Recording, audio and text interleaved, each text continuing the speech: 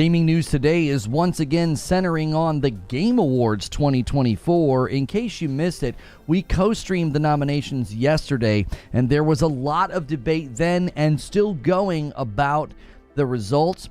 Also in gaming news, we have another Xbox first-party title announcing PS5 Pro enhancements, and then a surprise update to an Assassin's Creed game that's welcome, but it's also a bit confusing. And one of the big games that was supposed to release in 2024 has gone dark, and there are rumors that it will be delayed. And I have a very late edition, it just hit this morning, that Sony is eyeing From Software, basically their parent company, Kadokawa, and they're eyeing them for a potential merger or purchase. And this has people, concerned about another acquisition within the gaming world. I also have some games for your wish list and your radar. Now, as always, if you guys enjoy the content, you may have noticed somebody just gifted 20 members. His name is Mash. We gift a lot of memberships here. We would ask that many people would consider hitting join and becoming a member and making room for others to get those gifted. If you do click join and pick up your own membership, make sure you pick the $6 tier. It's called Member Plus. If you can't do a membership, hit subscribe. That's free. Hit like. That's free. And you might get a gifted membership from hanging out. So let's just jump into the news. So the Game Award 2024, the Game Awards 2024 nominees that took place yesterday, okay? The reactions are pretty mixed, okay? There are big winners that aren't that surprising, but there's also some things that are. Seeing Final Fantasy VII Rebirth and Astrobot each get 7 nominations was not all that shocking. Those were considered the two frontrunners for Game of the Year. But then the Game of the Year nominees landed and big question marks started forming.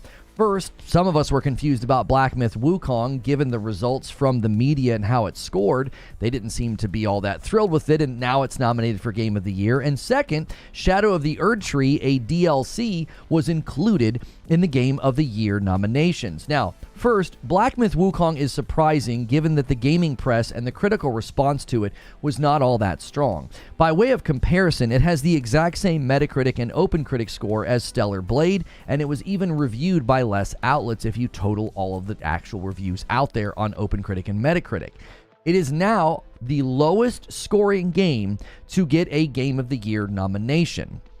Now, my response when this hit was genuine surprise. Last year, using both Metacritic and OpenCritic, it was very easy to do basic math and predict the Game of the Year nominations. Black Myth Wukong has also been severely outscored by other games just this year. Hades 2, Tekken 8, Like a Dragon Infinite Wealth have significantly higher scores and even more total reviews. Then there are other games that don't have as much of a lead, but they were still ranked higher. They were still seemingly received in a stronger way by the press. Dragon's Dogma 2, Silent Hill 2, The Prince of Persia and the Lost Crown. There are a lot of games that the gaming press and the review circuit seemed to enjoy more. Now, I don't have anything against Black Myth Wukong. Before it came out, I said that it looked like a Game of the Year contender. And then it launched. It had pretty severe issues on PS5. Those issues are still there. Their use of frame gen was called an abuse of the technology by Digital Foundry.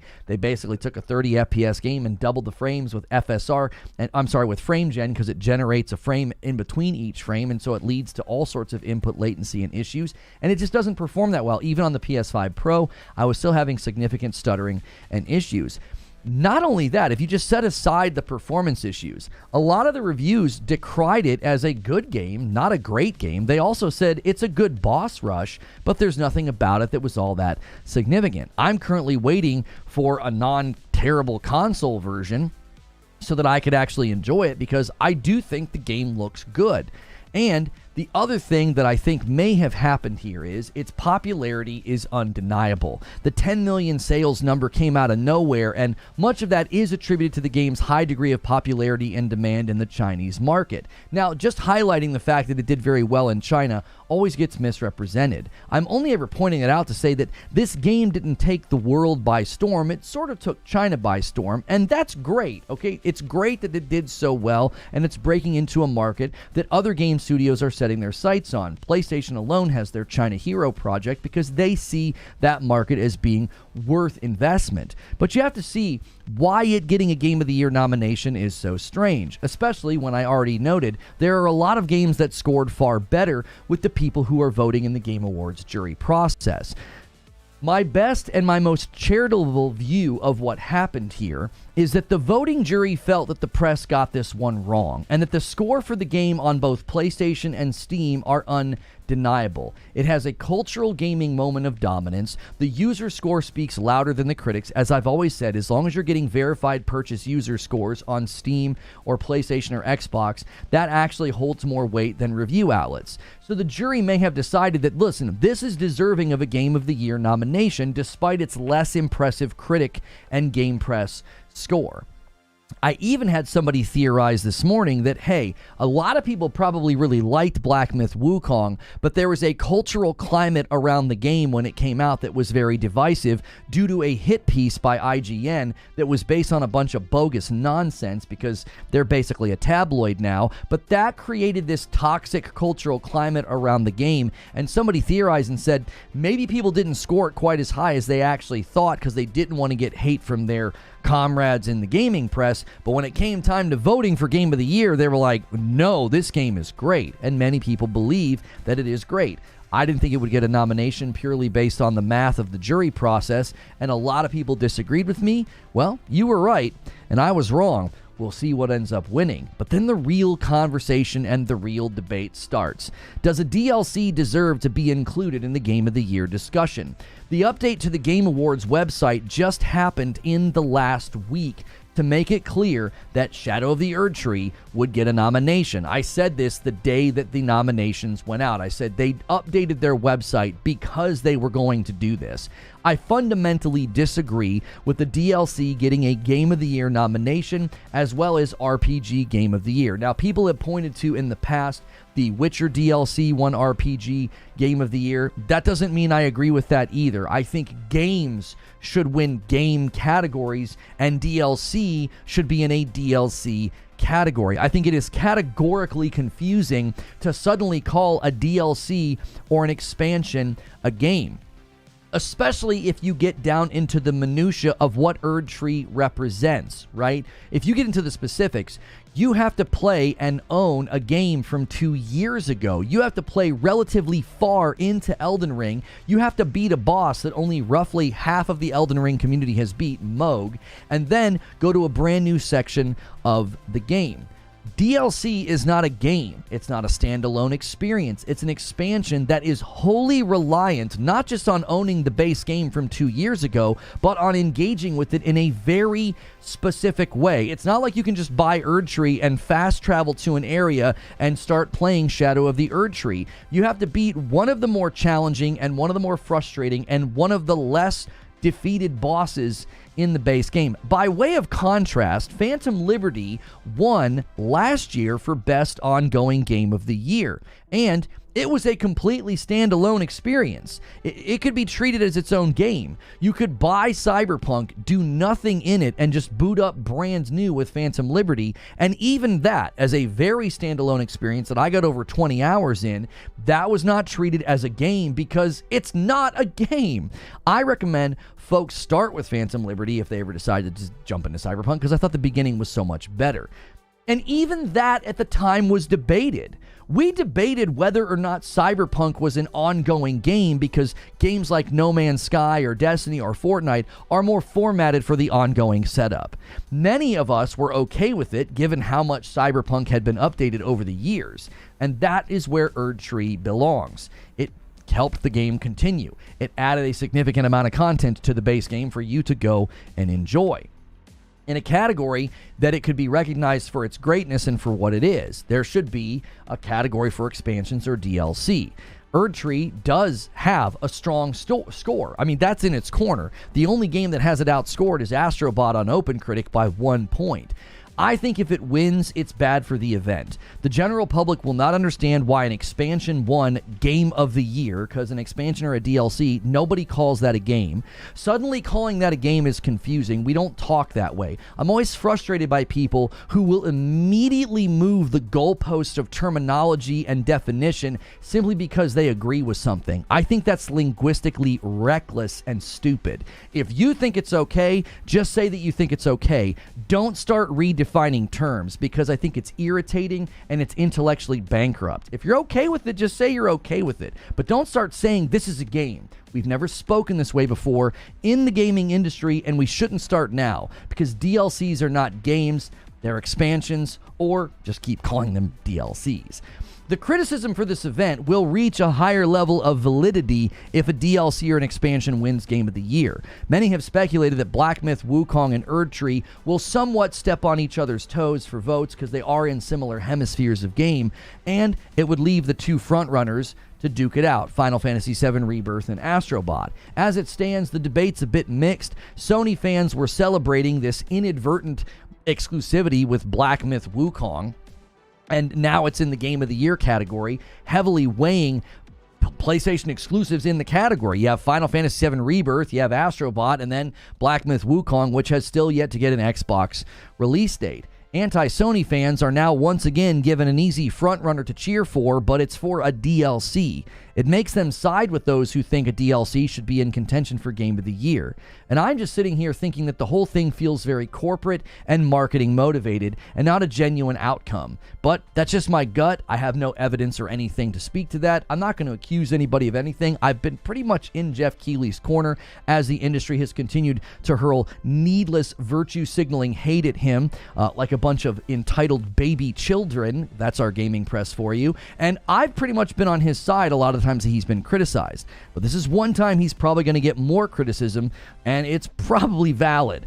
I hope the event's good. I hope to see more exciting results like Balatro getting a nomination made by one person. It's also cool to see games like Astrobot get so much attention because it's more of a return to form of like classic games just injected with joy and fun. Also good to see Animal Well and Prince of Persia land some nominations. So I hope the event's good, and I hope it's not overshadowed, and I really do hope Erdtree walks away with basically nothing because it's not a game, it's an expansion, and I'm going to stand by that. Now, in other gaming news, that's just my thoughts on that. I wanted to give you guys sort of my thought out, reaction to that because we kind of went back and forth in the stream yesterday about it.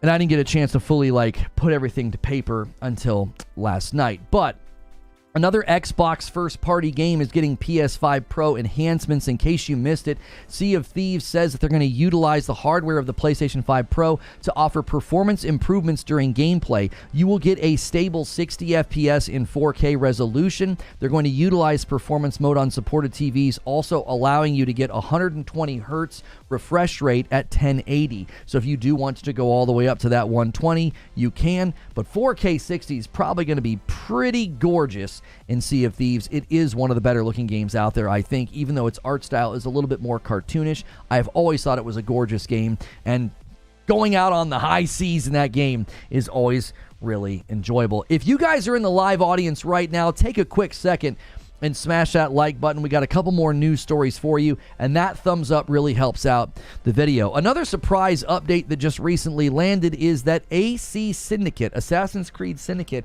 got a 60 FPS update.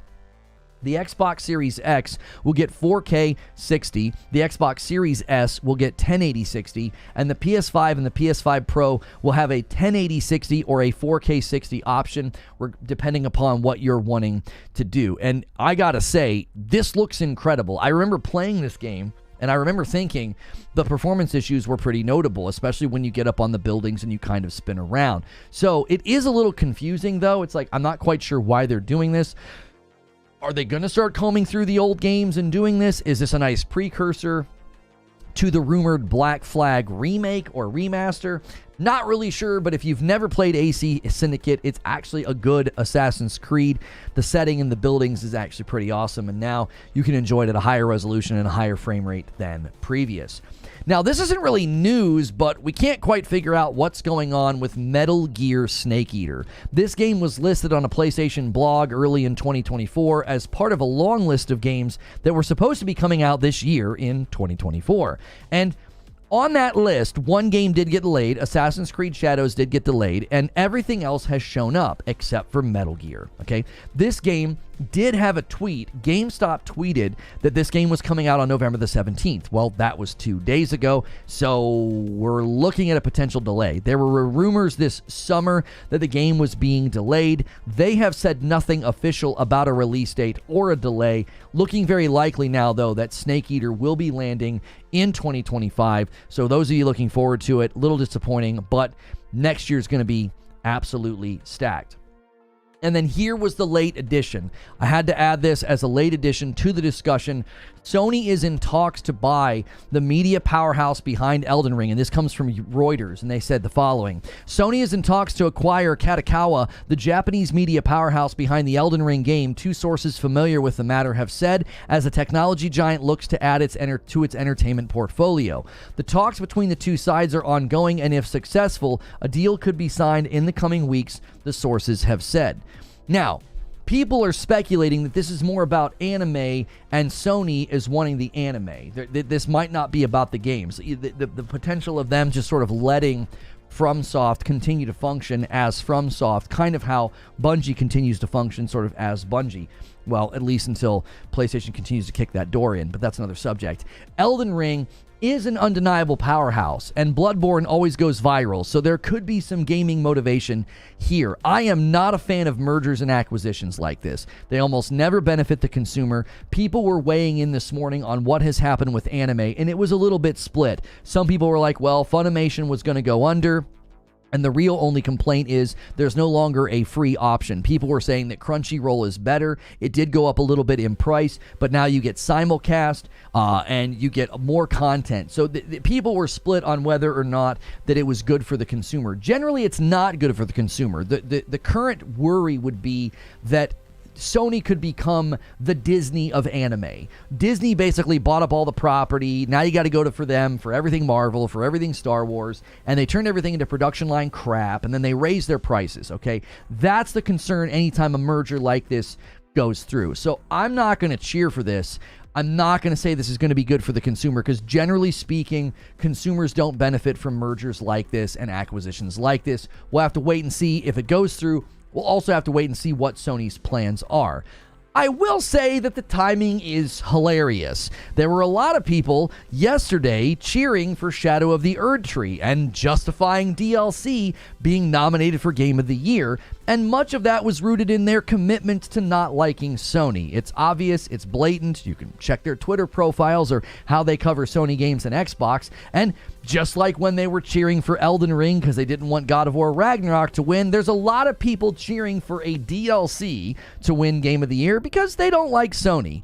Well, if this deal goes through, you've been cheering for a Sony-owned DLC because suddenly Deathloop was an Xbox game, right? Suddenly, the other games that were made before, like, I'm trying to think of the one, and it just escaped my Ghostwire Tokyo. Suddenly, Ghostwire Tokyo and suddenly Deathloop were Xbox titles, right? Well, you've been cheering for a potential Sony piece of property, so joke's on you. I bet everybody changes their tune. I bet all of a sudden everybody changes their tune and like, we don't think DLC should win Game of the Year, and you'll start cheering for Metaphor next, I guess. Anyways, I think it's funny. I don't like mergers. I don't like acquisitions, but I like people who argue from bad faith and tribalism to be made to look like fools. And we have yet again a situation where they're cheering for a game they probably didn't even play just because they don't want Astro Bot or Final Fantasy VII Rebirth to win. So I like the humor in it, but hopefully it's not bad for the consumer as mergers and acquisitions typically are. Now I have games for your wish list and your radar, and there's one coming that you might be able to check out very, very soon. Dynasty Warriors Origins will be releasing on PlayStation 5, Steam, Xbox Series X and S on January the 17th of 2025. But a demo is coming to PS5 right around the corner on November the 22nd. That's just 3 days from now. Now, these games are not my cup of tea, but I am thrilled to see more demos and trials coming to the market so the consumer can try a game out before they buy it. I love we're seeing early access games come to PlayStation, like with Towers of Agasba, and this is like the second or third demo that I've seen a trailer for PlayStation. I really hope they continue to lean into this because I think it's great for the consumer. This is a multi-plat title, though. As I said, it is hitting Steam, Series X and S, and PlayStation 5 on January the 17th. But in just 3 days' time, on November the 22nd, you can check out a demo of Dynasty Warriors Origins, so be sure to do that. Now, this is a game I may have told you about before. It is called Raven's Watch, and it is co-op Hades, is kind of what I call it. And it's almost here for console. November the 28th, it will be hitting PlayStation and Xbox, and it has been on Steam since September the 26th. Now, it's $25 on Steam, and its score is 79% overall. Now, I'm hoping they've made good improvements because the console version should land stronger as a 1.0. The game did have some early access, and then their 1.0 was not received as strongly as the early access. So apparently they've made some changes and some updates that got negative feedback. Hopefully, in light of that negative feedback, they've made good positive changes. So this can land on console in a much better way. Again, this is basically co-op Hades. It very much is the similar art style, fast, frenetic ARPG style Rogue, with the top-down isometric camera, and the quick, snappy combat. But again, you can play with up to 4 people. So check Raven's Watch. It's coming very, very soon. Again, this month on the 28th of November. And another title that's finally making its way to console that I want to tell you about is 9 Souls. Now, I played this demo on Steam a while back, and I loved it. It's very fluid. The combat flow is super creative. Cool slowdown things you can do. The art style is just so dope and so charming. It is coming to both old and current gen PlayStation and Xbox and the Nintendo Switch on November the 26th. So November is suddenly a really good month for some of these smaller titles or demos. If you want to check them out, everything I've shown you this morning is going to be available very soon. So there you can see it. 9 Souls is coming, and it currently is on Steam. It came out in May of this year. It has a 95% on Steam. If you like Metroidvania 2D games with challenging combat, be sure to check out 9 Souls. So, really quick recap before I start talking to the audience. We co-streamed the game nominations yesterday, the Game Awards 2024 nominees. We went through, reacted. I've given you my thoughts on it. I'm sure we'll debate whether or not a DLC should be up for Game of the Year. We also had another Xbox first-party title announce PS5 Pro enhancements. That was Sea of Thieves. AC Syndicate got a great, huge update for 60 FPS and higher resolution. The Metal Gear Snake Eater game doesn't look like it's coming in 2024, and they're really quiet on the Western Front about that. And then the potential for FromSoft, which is underneath Katakawa, to be owned by Sony is in the works. And I put some games on your wish list and your radar. So that's the news.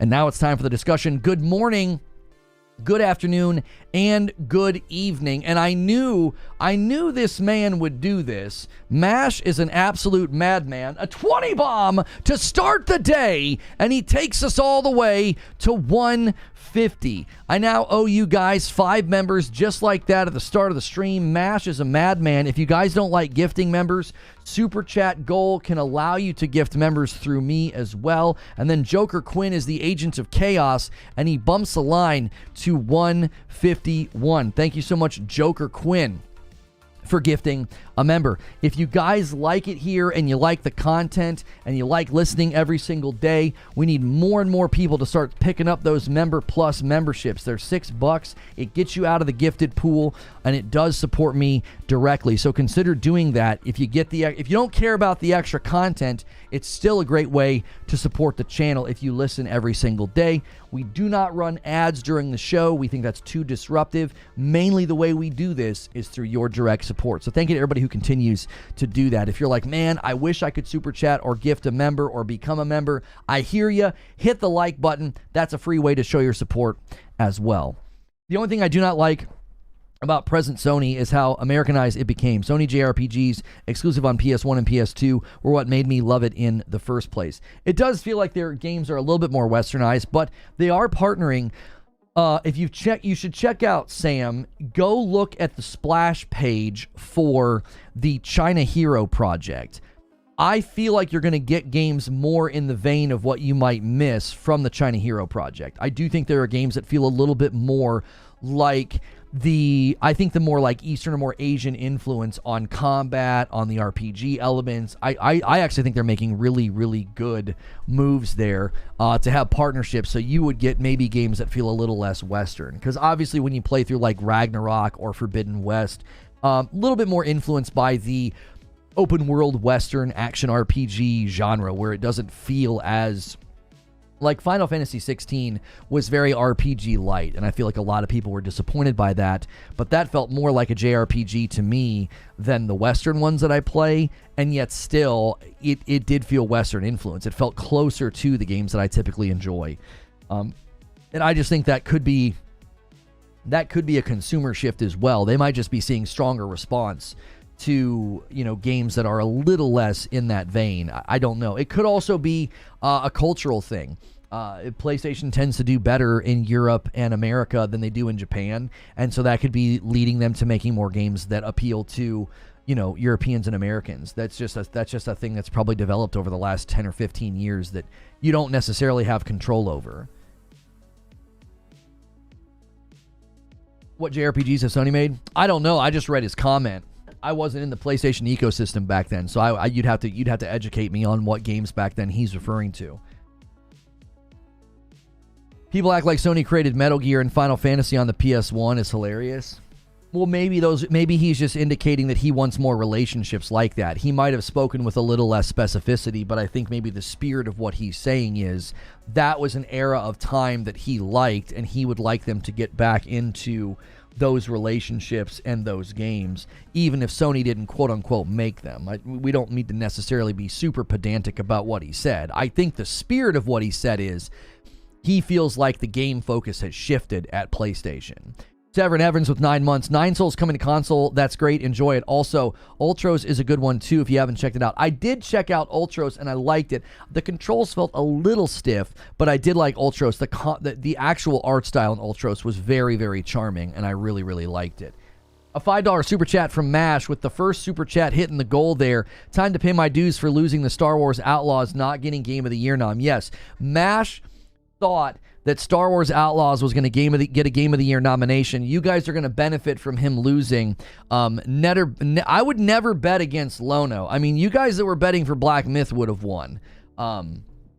I don't know if I would have bet on that one, though. I would have been scared that it would kind of pull out what it pulled out. Like, it kind of surprised me. But I was confident Star Wars Outlaws wouldn't get it. And a 50 bomb from MASH! That's him paying up. He's paying what he owes me. It's coming! Thank you so much, MASH. Setting us up really, really strong. He said, I bet you $50 Star Wars Outlaws gets a... he said it would get a nomination, and I was like, no, it's not. Thank you, MASH, for paying up on what you owe for our friendly little bet. You guys all get to benefit from our friendly little bet. I don't think I would have bet against Black Myth. I would have been nervous to do that. I would have been nervous. I'm like, I don't know. It might pull it out. It might surprise us. I was very confident that Star Wars Outlaws wouldn't get it, though. I was willing to bet on it. Yo, DK Baker with the VIP. Thank you so much, and takes it to 202. What do you guys think of that theory that somebody put in my comment section this morning? What do you think? Do you think that the press liked Black Myth more than they indicated? And then, like, the cultural nonsense and that cultural climate, which is all IGN's fault, by the way, and then obviously the anti-wokies grabbed a hold of it and thought that like Black Myth was like a cultural champion for them. Do you think, yeah, Crown Sworn is coming to console. I don't think Crow Sworn has a release date. DK Bager doesn't just renew his VIP. DK Bager gifts a member. He's the king of single gifteds. Him and Stonespire. Eugene says Stellar Blade, FF7 and 16, Death Stranding, Grand Blue, ETC. Those are the same relationships. I don't think that person's paying attention. Yeah, that's helpful, Eugene. To the individual that said you're not getting enough JRPGs from PlayStation, I don't know what to tell you. Grand Blue Fantasy Relink would be one. FF16 was light on the RPG. A lot of people kind of complained about that. Guys, Stone Spire wants a 20 gifted bomb. He is going to gift us to 205. and he is going to set us up. He is going to set up. I know what he's doing. He's going to bump it to 204, then 205. He's going to do 2 singles. There it is. He is hoping for the 20 bomb, the 225, where I'll owe you guys 5 more members. Currently, I owe you 10. I'm getting in while the getting's good. Let's keep this train going. Let's keep it going. Let's keep flooding chat. But do you guys think that might have happened with Black Myth Wukong? Like, Liza P got unusually scored low, and then its user score was way higher. And the same thing happened with Black Myth Wukong. Did that cultural moment created largely by IGN, did that make a lot of companies and review outlets say, yeah, we're not gonna give this extremely high praise, and then when it comes time to vote for the game of the year, they're like, oh no, that was one of my favorite games. Not bringing up that Wukong is problematic probably would have made for some awkward moments at the water cooler for some reviewers. DK Bager says, well, now it's going to be an Agent of Chaos 20 bomb. He bumps the line to 206. Thank you so much. Black Myth Wukong didn't score low. It scored way lower than other games, homie. Like, when I'm saying it scored low, it did not score in the Game of the Year hemisphere. It's the lowest scored Game of the Year in history. There are games that scored significantly higher than it. I know fighting games never get nominated, but Tekken 8 was up there. Like a Dragon Infinite Wealth was way higher than it. Even if you just go slightly higher than it by like 5 or 6 points, you have games like Silent Hill 2 and Prince of Persia. It's the lowest score Game of the Year nomination in history. You've got to ask what in the world happened. I think that's a fair question to ask. It got the same score as Stellar Blade. Yeah, it got a 76 on PS5 Metacritic. Why did that happen? Why did the review outlets give it such a, like, okay, somewhat mediocre score, and then they go and vote for it for Game of the Year? It just seems weird, bro. The international outlets loved it. Do you think there were enough of them, though, in the jury process, Deuterino? There's only like 100 outlets that vote. People are thinking it's to bait in the Chinese viewers. My gut, I said the same thing. I was like, this feels like they're trying to get the Chinese market to watch the event. I don't know.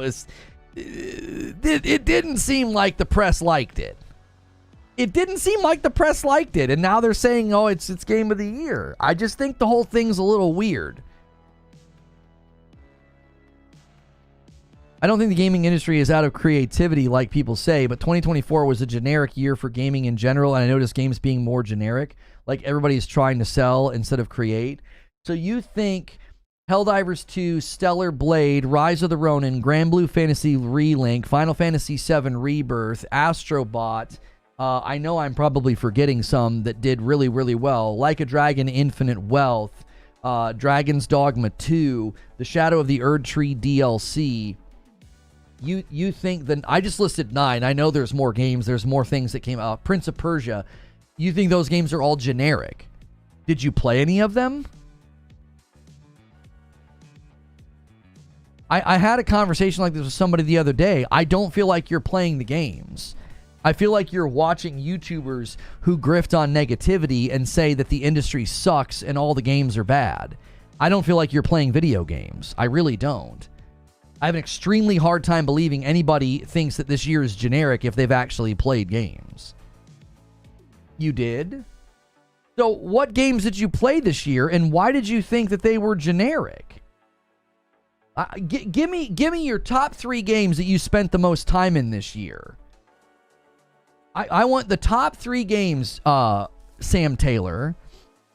What are the top 3 games you spent the most time in, and why do you think they're generic? I don't think you're wrong. It's your opinion. I want to understand your opinion because I don't get it. Mr. Grimm with a gifted member bumps the line to 207. All right, the 20 bomb bait failed. That's okay. Keep it going, boys. Keep those singles coming. Yeah, Metaphor. I forgot Metaphor. Metaphor is generic. Space Marine 2, Dragon Ball Sparking Zero, Tekken 8. The year is busting at the seams. Like, I'm like, what games did you play?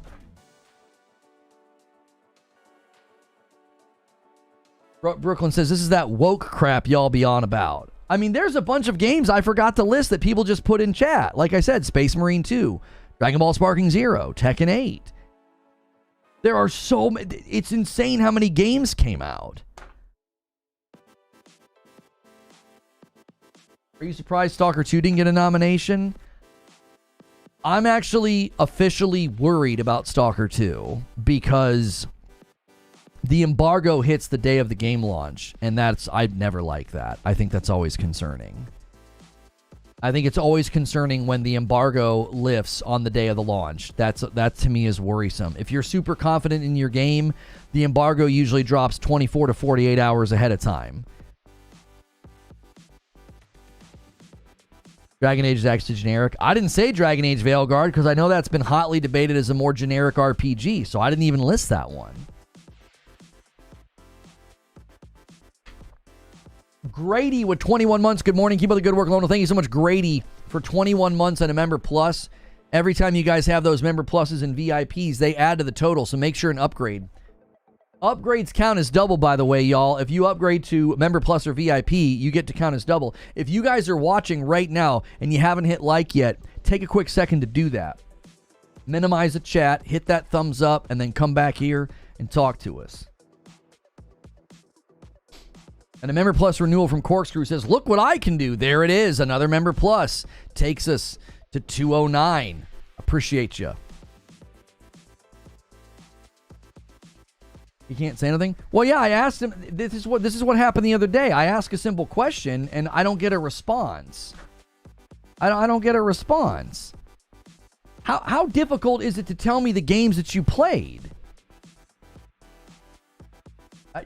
Yeah, this year is incredibly versatile. Like, versatile. It's like, what? There's so many different games that came out.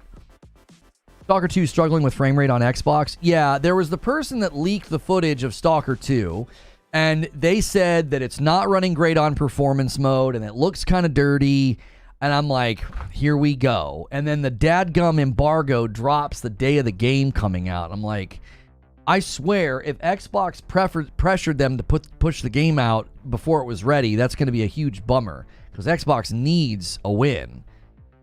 Persona 3, Darkest Dungeon 2, and perhaps the third most was FF Rebirth. I try to take to be middle ground. I feel like Metaphor is just magical middle age. So you played Persona 3, Darkest Dungeon 2, FF Rebirth, and then you didn't play Metaphor because you're claiming something about it I don't think I've ever seen claimed. Okay, so you're either playing the wrong games or you're in the wrong hobby. Like, I'm convinced some of you all have either aged out or you need to broaden your horizons. I don't know what to tell you. I'm not going to defend any of those games. I've not played them. I've not played Rebirth or Persona or Darkest Dungeon 2 or Metaphor, but if you've sampled all of those games or just decided you didn't want to play one because, I don't know, maybe you heard something about Metaphor, I don't know what to tell you. You know, I'm moving on, though. I'm moving on. I did this with somebody the other day, and I don't like engaging with people like you because you're committed to negativity, and, like, I feel like you do this. I watch people who grift and say the industry sucks. Your contribution to chat is welcome, but I feel like interacting with you is a waste of time. I'm going to spend 10 minutes trying to convince you that gaming is great, and you're just going to continue to cross your arms and say that it sucks. I'm sorry you feel that way. Play different games or take up a different hobby. I'm not spending time on the show with people like you anymore. You bring the vibe down. I would rather discuss the Game of the Year nominations with you guys. I would much rather discuss that. You know, I'm moving on. We did this the other day with a guy, and we wasted 35 minutes with a Debbie Downer. So I would rather discuss the Game of the Year nominations with you guys. I'm not negative, I swear. If you're not negative and you're just having a bad year with games, maybe try something you never thought you'd try before, right? I've tried a bunch of games recently, and they changed my mind. FF16 changed my mind. Veilguard changed my mind. I've been loving rogues and survivor games, and I never thought I would like those types of games. I don't know, try something crazy, try something unique, you know, stick around, and those games that I recommend for Wishlist and Radar, go try them. Some of them have demos, and you can get your money back if you don't like them on Steam and stuff like that. So, anyways. Shadow of the Erdtree wins Game of the Year. May Chaos take the world, says Praise the Oak. You don't need to call him a name. He's not being a buffoon. He expressed his opinion very respectfully. I just feel like anytime we get into that discussion, it pulls the vibe down, and I don't want to do that. he's not being nasty or disrespectful. We don't need to be unkind. Raven with a 2 spot says the year is stacked with a lot of games. I agree. With the Game of the Year nominations, I actually am completely willing to set aside my prediction about Wukong because I didn't have conviction about that. It was just a prediction based on math. I can totally set that aside and be like, I was wrong, and clearly the gaming press changed their mind about this game. Right? Clearly they have changed their mind about this game. I can set that one aside. I'm genuinely curious. We have a poll on the channel right now, and I want to see where it ended up. I asked a very, very, very, very simple question. I said, should DLC qualify for Game of the Year? Out of almost 2,000 votes, 85% have said no. 15% have said yes. Where do you guys land on this? And do you agree that it sets a bad precedent? Because generally speaking, I don't think you'll almost ever have a DLC that even qualifies, so why do it? How often do you think a game is going to deliver DLC at this caliber? Now, I saw a clip on Twitter, and a guy was saying this sets a really bad precedent. Because he's like, it's very likely that we see Grand Theft Auto 6 win Game of the Year. He's like, what are you going to do? Give them Game of the Year 2 years later when they release a DLC? Because it's just so big and so popular and so dominant and so praised? Like, that's essentially what he said. And I thought, that's a pretty decent observation. That's a pretty decent thing to say, I think. You guys are saying no, big fat no. It's pretty much the same game. DLC should absolutely not win Game of the Year. Dave says if they would have released it like Miles Morales as a standalone game, yes. But if you need the base game, no. Wade says DLC should not be in Game of the Year, especially after Phantom Liberty. Yeah, I feel like there's such a great precedent to not include it.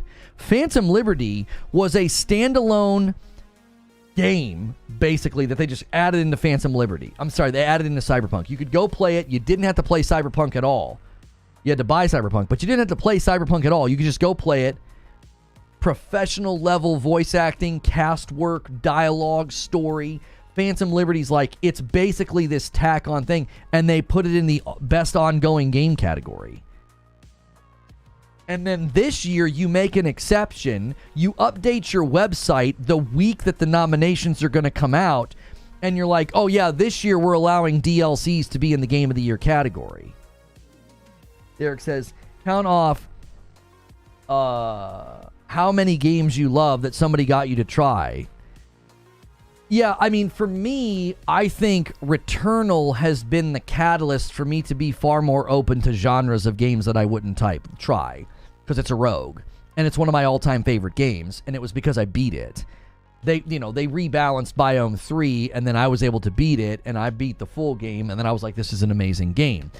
Beating Sekiro was transformative in me wanting to, play games with challenging combat. What else? Returnal. I was going to say another one, and I can't think of it.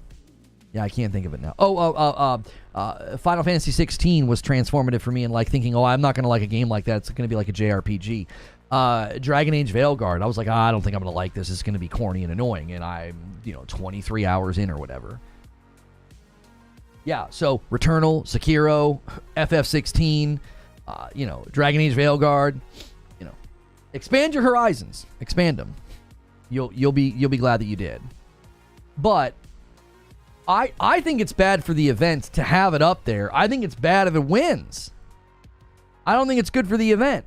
Keeley's constantly getting criticism about this event being out of touch. And it's like, this feels a little out of touch. Also, why was Destiny 2 the final shape under best ongoing game if Shadow of the Erdtree was? It doesn't make sense. Will Brokeboy Lewis with a $2 super chat. No DLCs and remasters or remakes for Game of the Year nominations. Thank you, Will Brokeboy Lewis. You just got there in Returnal? Dude, enjoy it. Enjoy Returnal. Biome 4 is the best biome.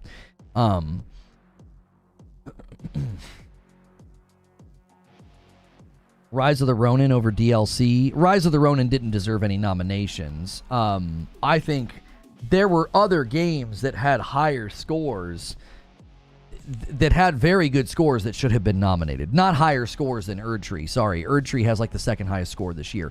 Listen, you have to understand something.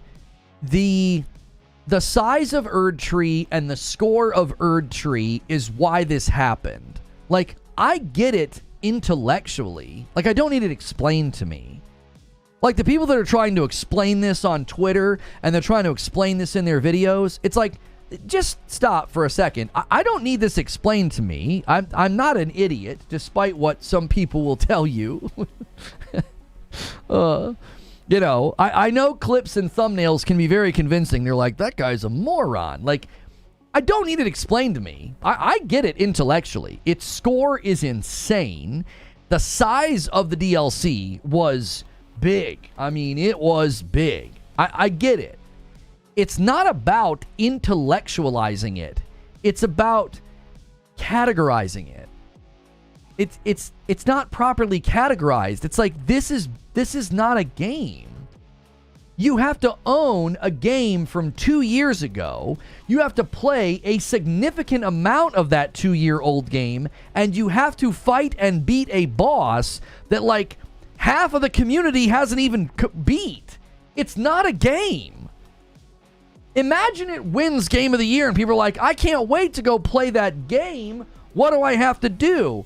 Well, you see, you need to go buy a game from 2 years ago. You need to play that game quite a bit first.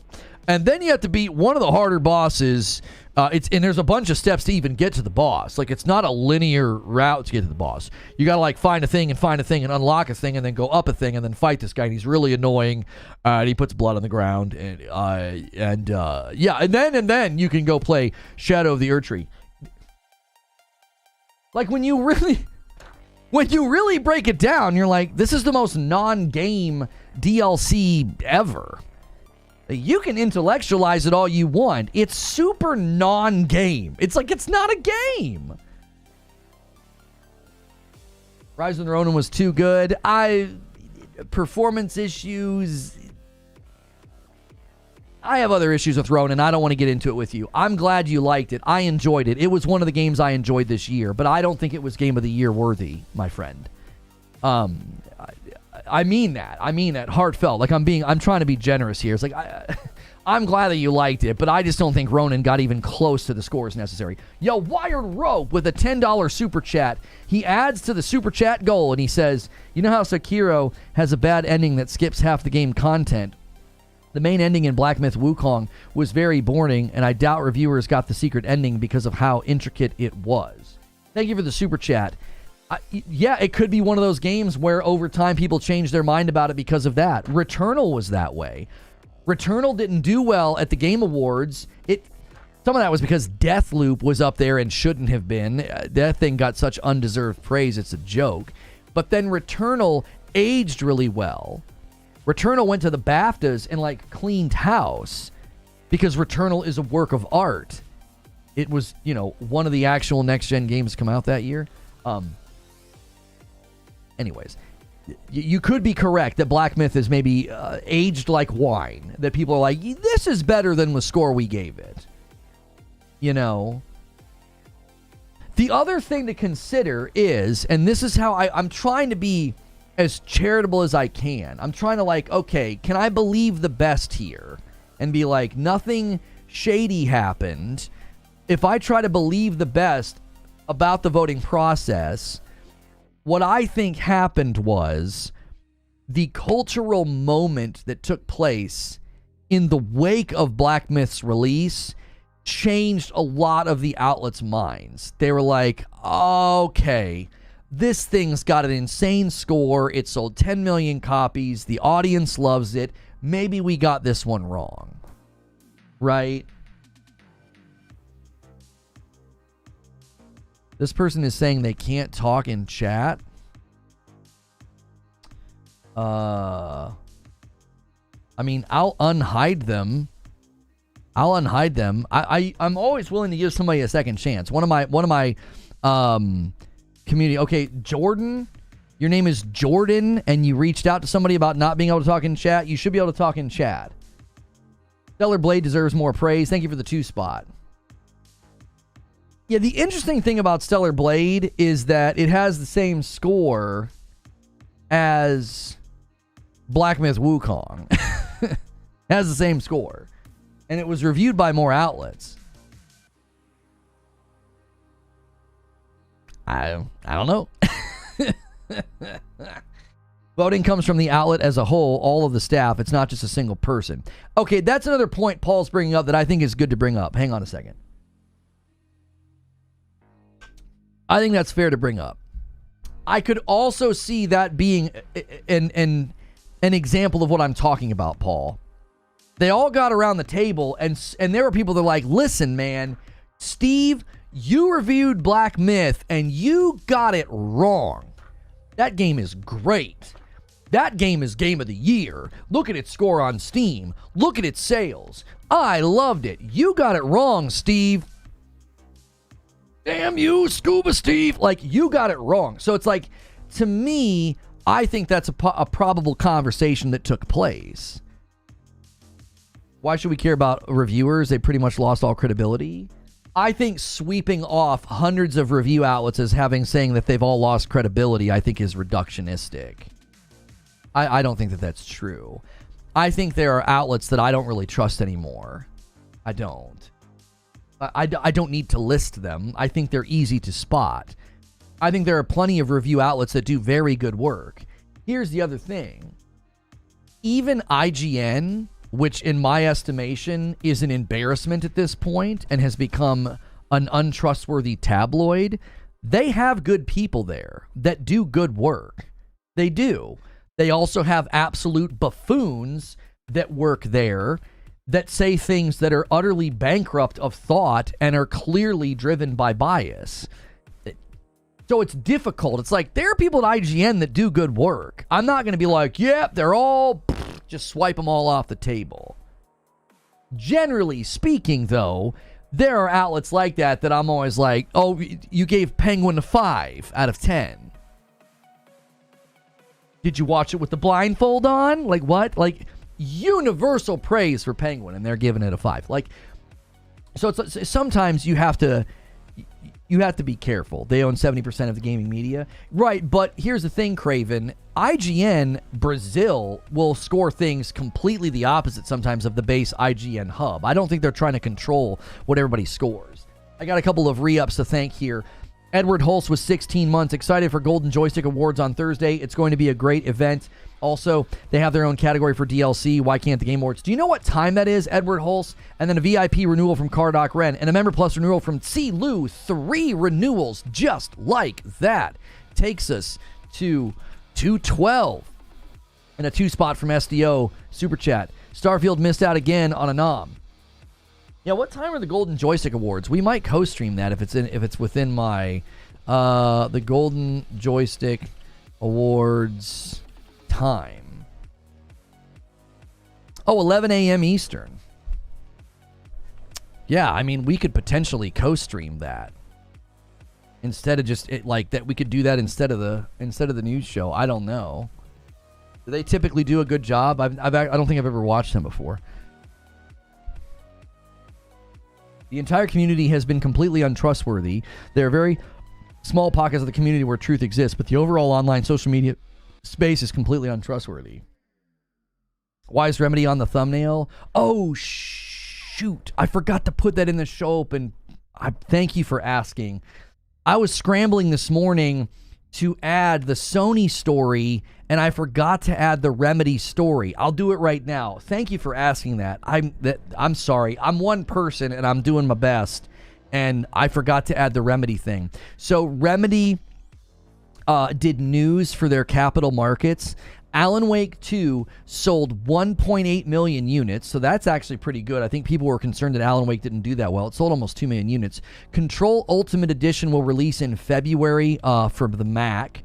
Control 2 is going to be an action RPG, And the base game of Control will receive a free update in early 2025, unlocking some previously released content.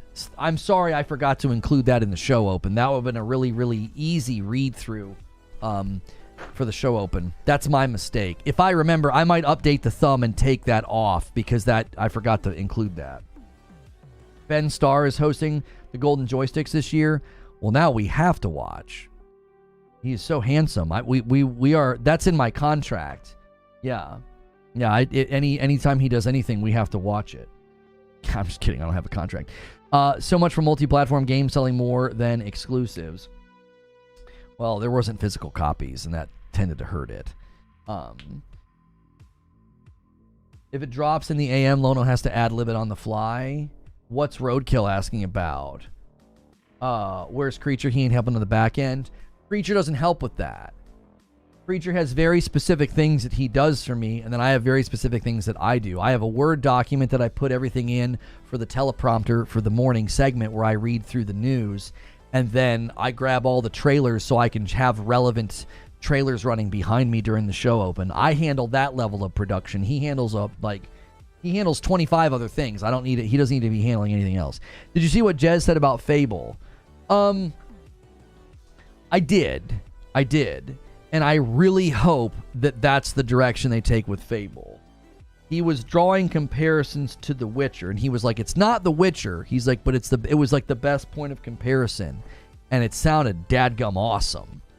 It really did. It sounded freaking awesome. I was like, all right. You know, you get some of these studios to start cooking, like, bring it. Like, I've wanted that from Xbox because they have so much property. It's like, you guys have a lot of property to cook with. Fable, Gears, Halo, Elder Scrolls, like, come on now. You got some of the greats. You got Doom, like, come on now. Guys, really quickly, we're about an hour into the stream. Smash the heck out of that like button. Let's get 300 likes. You guys are awesome. Appreciate such a great turnout every day. You guys have been so kind supporting the channel. South of Midnight will be a sleeper hit. South of Midnight's one of the games I'm looking forward to the most next year from Xbox. Like, if I look at what Xbox is bringing next year, I'm like, South of Midnight and Doom. I'm looking for those. I think Doom looks incredible. Always does. But South of Midnight looks like it's going to be a scrappy little game. It looks cool. I can't believe any of the Xbox insiders. What did Jez say about Redfall? I don't remember Jez's commentary about Redfall.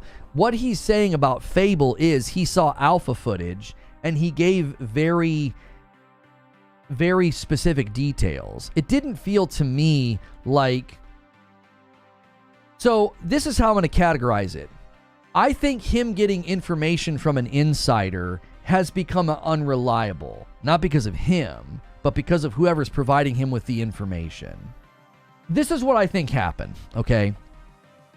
I think people are wailing on someone like Jez unnecessarily, all right? Now, to be fair, some of his tweets, he's definitely making it easy for people to pull receipts on him. I'll admit that, okay? You know, and he admits that. He has some drinks and he starts tweeting and he doesn't take it that seriously. Well, okay, well, you're going to get receipt pulled, okay? You know? And it's funny, and if you can take it as fun and funny and not take it personal, you can kind of laugh at some of it, you know? Like his infamous tweet from December about Xbox games not coming to PlayStation and it being fanboy hopium, okay? I categorize it this way, or this is how I view it. Instead of wailing on him, I see it for what it is. It's like Microsoft has stepped in and completely disrupted everything. Jason Schreier of Bloomberg said that the higher-ups at Xbox don't even know what the plan is. They don't. The plan just keeps changing. This new marketing campaign, this is an Xbox, and the Phil Spencer interview circuit, that is 100% an executive at Microsoft's initiative saying, this is what we're doing. Go and do it. Go preach the gospel of this is an Xbox and everything else, okay? Not the gospel, you know, the Xbox gospel, all right? And this is what's happening as a result of that. That trickles down through Xbox corporate and Xbox studios very, very slowly. So by the time someone like Jez is getting information, I think it's the information's becoming unreliable. I do. He had somebody saying that there might be a handheld announced next year. That actually still could happen, honestly. The handheld could be a few years out, and you still could get a handheld announcement, right? You could. So that's what I think's going on. So, like, everybody's, like, wailing on him, like, yeah, he's a liar, he's full of crap. And I'm like, no, I think what we're seeing are the symptoms of tectonic changes at the top that are slow to make their way to the bottom. That's all. I don't see the benefit in attacking somebody who's like, hey, here is what I heard from my source, and then the information turns out to be bad. Well, what the frick are you wailing on him for? He's just saying this is what I heard. That's all he's saying. I take bigger issue with astroturfing, obfuscating, misleading people, spinning things. I don't take any issue with somebody who's like, I have a source at Xbox, this is what they told me. That doesn't bother me at all if that turns out to be false. We all know that's part of the game, is an insider's information might end up being bad. A $5 super chat from Edward Hulse. The music variety in the Game of the Year Orchestra is going to be great. Chinese instruments for Wukong, electric music for Astrobot, and lots more. Thank you for the 5 spot, moving the super chat goal along. And guys, really quickly, we need 18 more likes to hit 300 likes. Take a quick second and double check that like button. A lot of you guys are lurking. Go through that daily routine. There's a difference between his sources giving him info and him seeing game footage and commenting on it. Thank you. Lone Wolf, you brought me back to topic. That's what I was going to say, is there's a significant difference between him getting info that turns out to be inaccurate, or sometimes I think his info is outdated. It's like, okay, he got bad info or outdated info. Like, so the frick what? He saw footage, and he told us what he saw. Okay. I don't have any reason to think he's just making stuff up. It sounded genuine. It was like when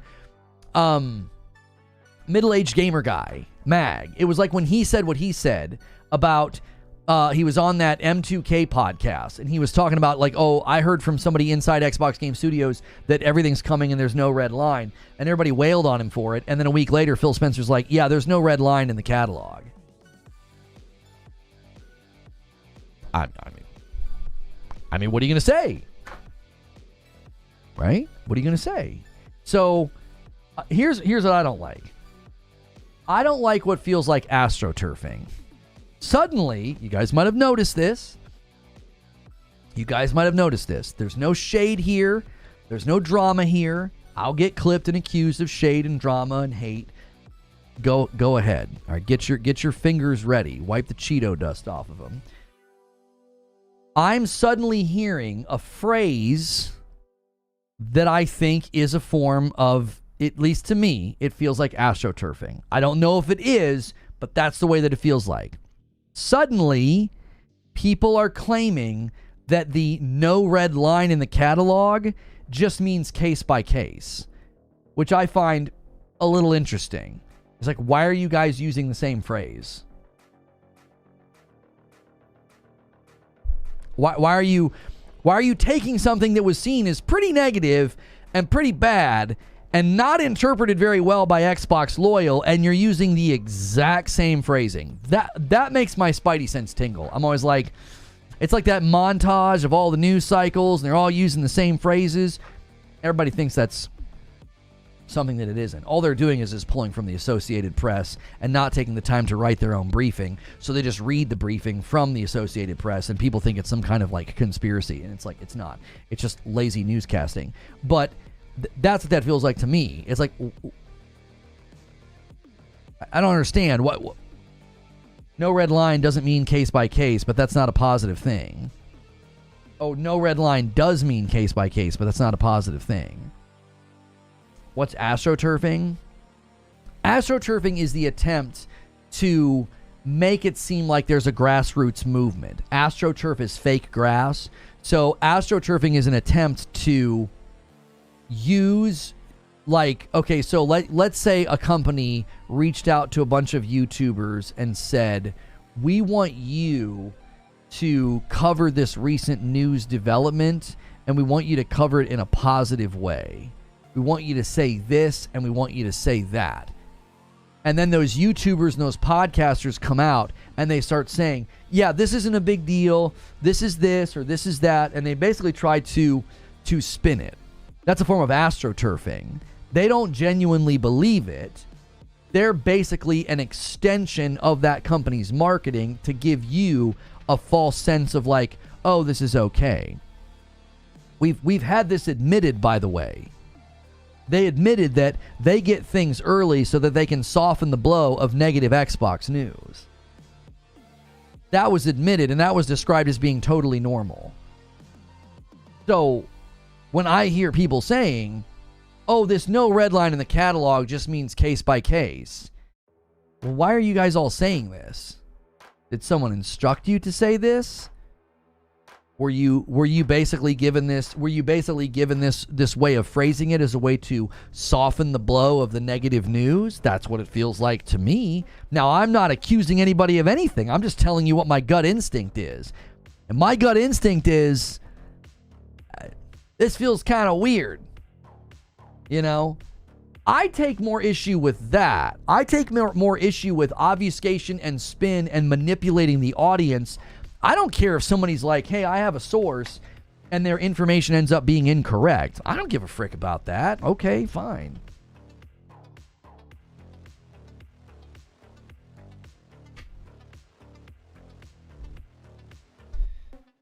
New Game Pass drop. Did they just shadow drop Flight Sim?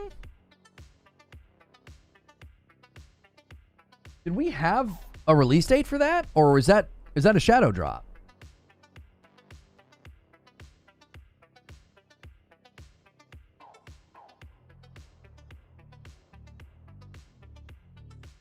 He said it. That's why I don't trust anything he says. He's an Xbox shill. I mean, again, we had a release date. Oh, okay. I don't pay much attention to Flight Sim. Sorry, it's not my cup of tea. Not a game I'm gonna boot up and play.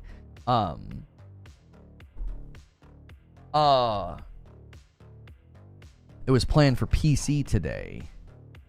This says Xbox Series XS, PC, and cloud gaming. It's hitting all platforms today. Towers of Agasba is in about an hour. He's a Blizzard shill. I find labels like this to be unhelpful. I do. I would rather describe the behavior than try to label the person, right? If someone comes out and says something, I'm gonna analyze what they're saying. Is it truthful? Is it accurate? Is it facts-based? Is it just a prediction? Is it insider information? Right? I'm gonna analyze what they said rather than just label the person. That's what people do to me. So it's like, I'm not gonna turn around and do that to him. This is what I did with Linus. People try to act like, oh, I went after Linus. It's like, no, I talked about the video. I talked about the content. I talked about the communication. I didn't talk about him. I didn't label him. I wasn't like, he's a PC master race loser. He's a shill. He's a this. No, I analyzed the statements. I don't get into like the labeling the person. It's like, listen, I might label somebody a liar or a grifter because that's what they're doing. Like if the shoe fits. But that's basically based on the pattern of behavior. It's like, well, this is what you do. You readily enjoy this. This is something that you enjoy doing. And generally speaking, I don't really talk about that. I don't really talk about them. I'm just like, yeah, there is a culture of lying and grifting and being like salt farming and making fun of people and making content that's toxic. That's a thing on YouTube that I'll commonly commentate on. But I don't go on a warpath and I'm like, see this person here? Grifter, liar. Next, grifter, liar. I just don't do that. Generally, once I believe somebody to be disingenuine and dishonest and just out here grifting, I don't pay any attention to them. I just sort of ignore what they say. I ignore their content, and they become the unnamed. Once you become the unnamed with me, it's like I may talk about that like ethos of behavior, but I'm not going to be like, oh, this journalist or that journalist said this thing, well, now they're a this. It's like, well, if the pattern of behavior, I've not seen a pattern of behavior from, in this case, you guys are talking about Jez Corden. I've not seen a pattern from him that would make me think he's just a dishonest shill. I think his predictions were off the mark on some things. I think a lot of that had to do with the fact that his insider information was outdated. It was outdated and bad. And I think a lot of the times his insider information is shifting with the quicksands of the changing times of Xbox. He attacks people all the time. He attacked Lono with worse accusations. Yeah, but he made that right and deleted those tweets about me, and I've never seen him attacking anybody. We don't need to make the stream about him. I'm just saying, like, I just don't find that to be productive. If I see somebody's article or tweet, I analyze it and I'll say, is this honest? Is this truthful? Is this accurate? And then also I have categories for, oh, that's just a prediction. Oh, yeah, you can make as many predictions as you want. I don't care. A prediction's fine. A prediction's not a claim of truth.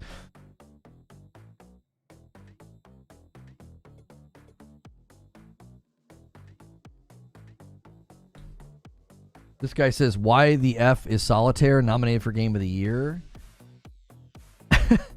Metaphor. People are angry about Metaphor being nominated? Metaphor is like super highly reviewed and highly praised. It's one of the higher rated games this year.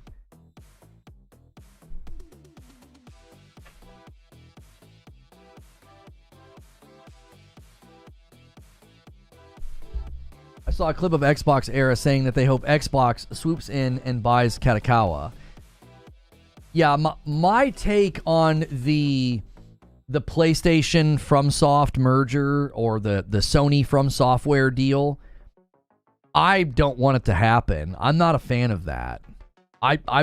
You're never going to see me cheering for acquisitions. The only time I'm like going to be supportive of an acquisition is if it's like a Housemarque or an Insomniac thing where they're working together.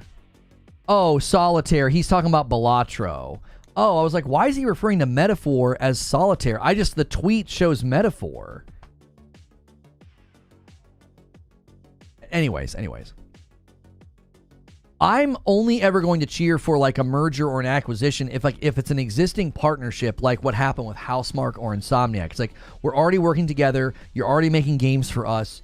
Let's just fold you into our business structure. And then there's that reinvestment that we've seen, right? We've seen Insomniac grow, Guerrilla, right?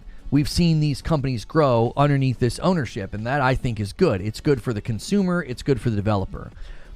I'm not a fan of acquisitions like what we might see with Katakawa, where they will then own a bunch of anime and can control who has access to that. I don't want Sony to become like the Disney of anime. I don't think that's good for the consumer.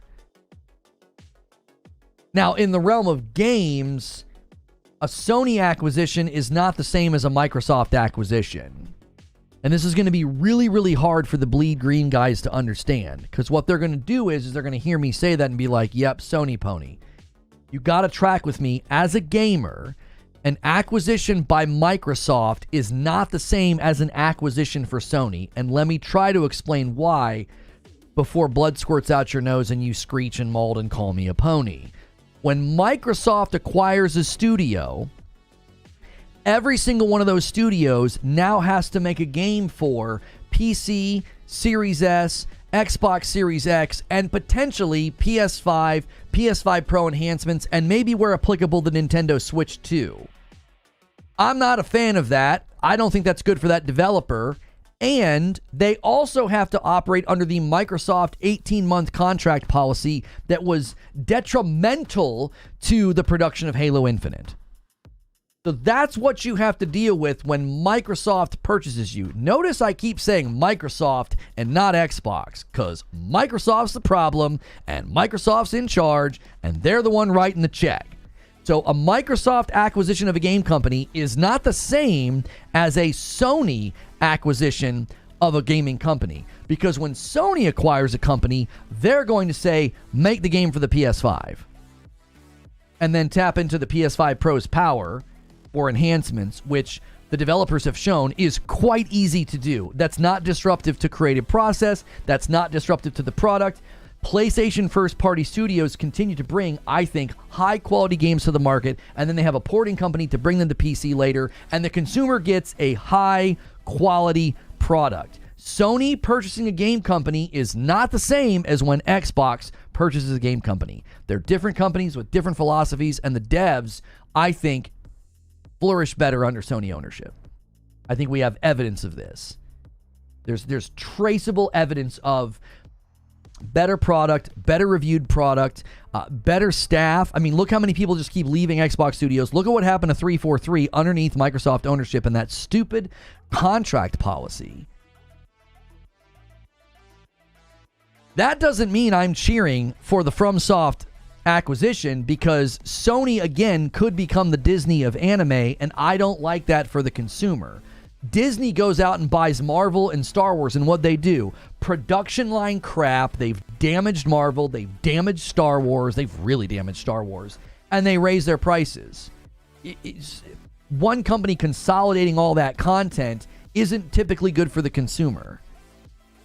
I'm less worried about the games. I would be more worried about the anime and the access consumers have. That would be my primary concern, is what's Sony going to do once they have all that content. A $5 super chat from Siriu says, Sony can't afford to make market-destructive decisions like Microsoft can, so I worry less about their acquisitions. Duff says, so kind of like a reverse straw man? What do you mean? It looks like that's the first thing you've said in my chat today. What are you referring to? What's a reverse straw man? I'll be honest with you. The next big FromSoftware game, only being built for PlayStation 5 first, would likely lead to better quality. We know this to be true. We've seen the evidence. We've seen the evidence of devs building for one platform first, benefiting the product and benefiting the consumer. We've seen the evidence of this. I'm not cheering for that, by the way. I don't want PlayStation to buy FromSoftware, or in this case, it's Katakawa. I don't want it to happen. I don't think that's good for the consumer. Wouldn't reverse straw man be a steel man? Yeah, I mean, I try to steel man arguments as much as I can. In this case, I think I did my best to outline why I think Microsoft buying a gaming company is not the same as Sony buying a gaming company. They treat their gaming companies different. They do. FromSoftware has been releasing exclusive games on PlayStation for years. If the acquisition is true, which it probably is, then this would be the most organic purchase. You might finally get your Bloodborne remake or remaster. You know? You might. Hang on a second. The 2.0 horizons are here. Lighter, more flexible, more durable. I really wish... The horizons are the absolute best glasses from Gamer Advantage. They're my favorite. I just really wish they would do a... I really wish they would do the sunglass attachments. You know, that's my only complaint about the Horizons. They're super light. It was the ones I was wearing yesterday. They're super light and super comfortable, but they don't do the sunglass attachments. Murphy's Little Gamer Addiction with 5 months of membership says, what do you think will have a bigger 2025, Sony, Nintendo, or Xbox? You know what I hope? I hope they all basically tie. I think Sony is going to turn up the heat with their first party. Hiroki Totoki said that starting next fiscal year, we're going to get big single-player games. Going forward, we're just going to get them every fiscal year. They're ready to turn up the cadence of first party. It's about dadgum time, okay? They took it easy in the year with Burning Shores and Spider-Man 2, and they took it easy this year. So it's like, all right, let's go. Ghosts of Yotei, and I'm hoping maybe 1 or 2 other games. That's what I'm hoping. 2 to 3 big first party from PlayStation. I want 2 to 3 big first party from Xbox. We're going to get Doom the Dark Ages. I don't care about Avowed because it's 30 FPS on console and it looks boring. But South of Midnight and Doom the Dark Ages, and if Fable actually lands next year, and if what Jez Corden saw is accurate, okay, that's 3 big titles from Microsoft. Then I need the Nintendo Switch 2 to land with some awesome launch titles. Good Lord, the Stellar Blade photo mode is getting a little out of control. That's what I'm hoping for. If each platform can just knock it out of the park next year, we'll be absolutely swimming in games. Like, you won't be able to play them all. This year was already crazy, and Xbox took it pretty easy. They did. Hellblade 2 was, between 5 and 7 hours, and I thought it was very disappointing. Stalker 2 looks great, but now I'm shaky on it. That leak's got me worried. The embargo drops the day the game comes out. I'm never thrilled about that. And Indiana Jones looks a little not impressive. So, by the way, guys, this is not... I'm just doing this because I like it. I showed you guys a shirt yesterday. I'm wearing another one. I got a samurai shirt on today. This comes from Into the AM. And they're having a huge sale right now until, I think it was until yesterday, but they might be doing another one. They're doing more. I have another placement coming up. So if they're not doing a sale today, then you might want to wait. But if they are doing a sale, you can stack my code on top of the sale. Use code LONO or go to intotheam.com/Lono. I'm wearing another one just because they sent me a new batch of shirts and they were too dope to wait. I've got one that I'm saving for the next big sale. But if they're still doing a sale, I think the sale ended yesterday, but they might be doing another one. So double check. Sony shouldn't be allowed to buy the studio. They will have a monopoly on anime. That seems to be the primary concern. Oh, apparently 9 Souls is coming to Game Pass. I hope they got a really good check for that. It's done very well on Steam, and I hope it sells well on PlayStation. I hope it sells well on all the platforms. What's the leak on Stalker 2? So somebody got their hands on Stalker 2 for the Xbox Series X. He said performance mode was not very good and that it looked kind of dirty. I've been concerned about performance in Stalker 2 for a while. Stalker 2 is going to be played by many people for 30 minutes. And they'll quit and say it's too hard. It does look like it's going to be a more challenging game, which I welcome. I think from what we heard from the Stalker 2 previews, it sounds like a great game. It also is one that I've been consistently concerned about performance because those early trailers and those early looks, they looked a little too good to be true for a console game. They looked a little too good to be true. It was like, man, the lighting and the reflections... I don't know. Looked dirty. Like, image quality looked dirty. Like, muddy. Like, fuzzy. Like, it didn't look good. Also funny, a leak saying it's not good. What? Are you talking about a different leak, Jake? The one that I saw, they were just talking about performance and, like, image quality. They weren't saying that the game was bad. A $5 super chat from Sneaky Wolf.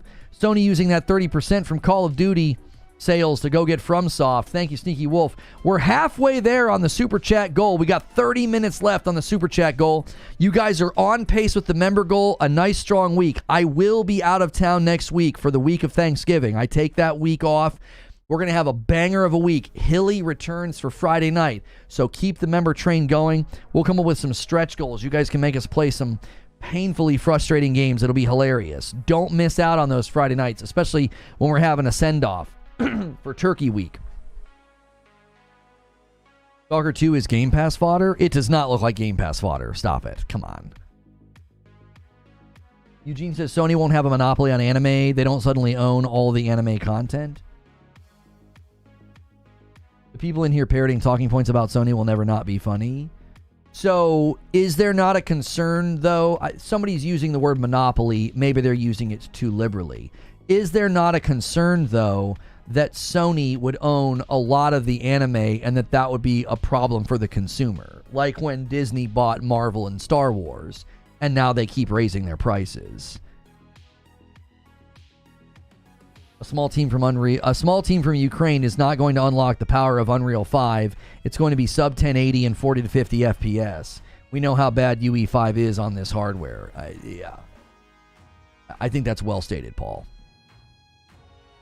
I think that's well stated. Visual says they own the big two. There's way too many anime studios for Sony to own them all.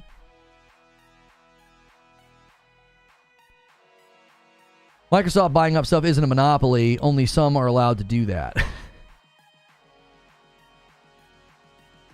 Stalker 2 on the PS5 Pro is going to be super impressive. I saw a clip from Digital Foundry that seemed to indicate that the PS5 Pro is really helping with Unreal 5 games. I think it was John Linneman that said it. I don't want to put words in John's mouth. I like John. He's been really kind to me in the past. I don't want to put words in his mouth. But I feel like there was a clip floating around of him saying that like the PS5 Pro is helping with some of the UE5 stuff. It's making, they're just getting better results in those games than those games have, on base consoles. They will have distribution in America cornered, but most people pirate anime anyway, says Siryu. Sony won't own Dragon Ball. They just own the dominant Western streaming platform. There was a concern about Sony and anime distribution, says Afropunk. Katakawa isn't a distribution platform, so it's likely as long as Sony continues to license its IP to its competitors, it'll go through. What do you think of your Pro, says Drumman? I love my Pro. It's great. It has made games, they just run so smooth. Space Marine 2 ran better. Dragon Age Veilguard got a patch, and it looks really good. I'm really looking forward to next year's games, Everybody's like, well, where are the games? Where are the games? It's like that Tom Hanks gif. It's like, just wait, For the first time in a long time, the PlayStation boys are saying, just wait. It's usually the Xbox guys saying, wait until, For now, it's motivating me to go back and play games that I either put down, stopped, or wanted to wait for patches or whatever. But yeah, Space Marine 2 is probably the one that I'm chomping at the bit the most to go back into.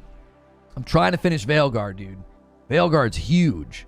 I just fought a boss fight that probably would have annoyed me if I was at or under level. It was like a 3-headed dragon.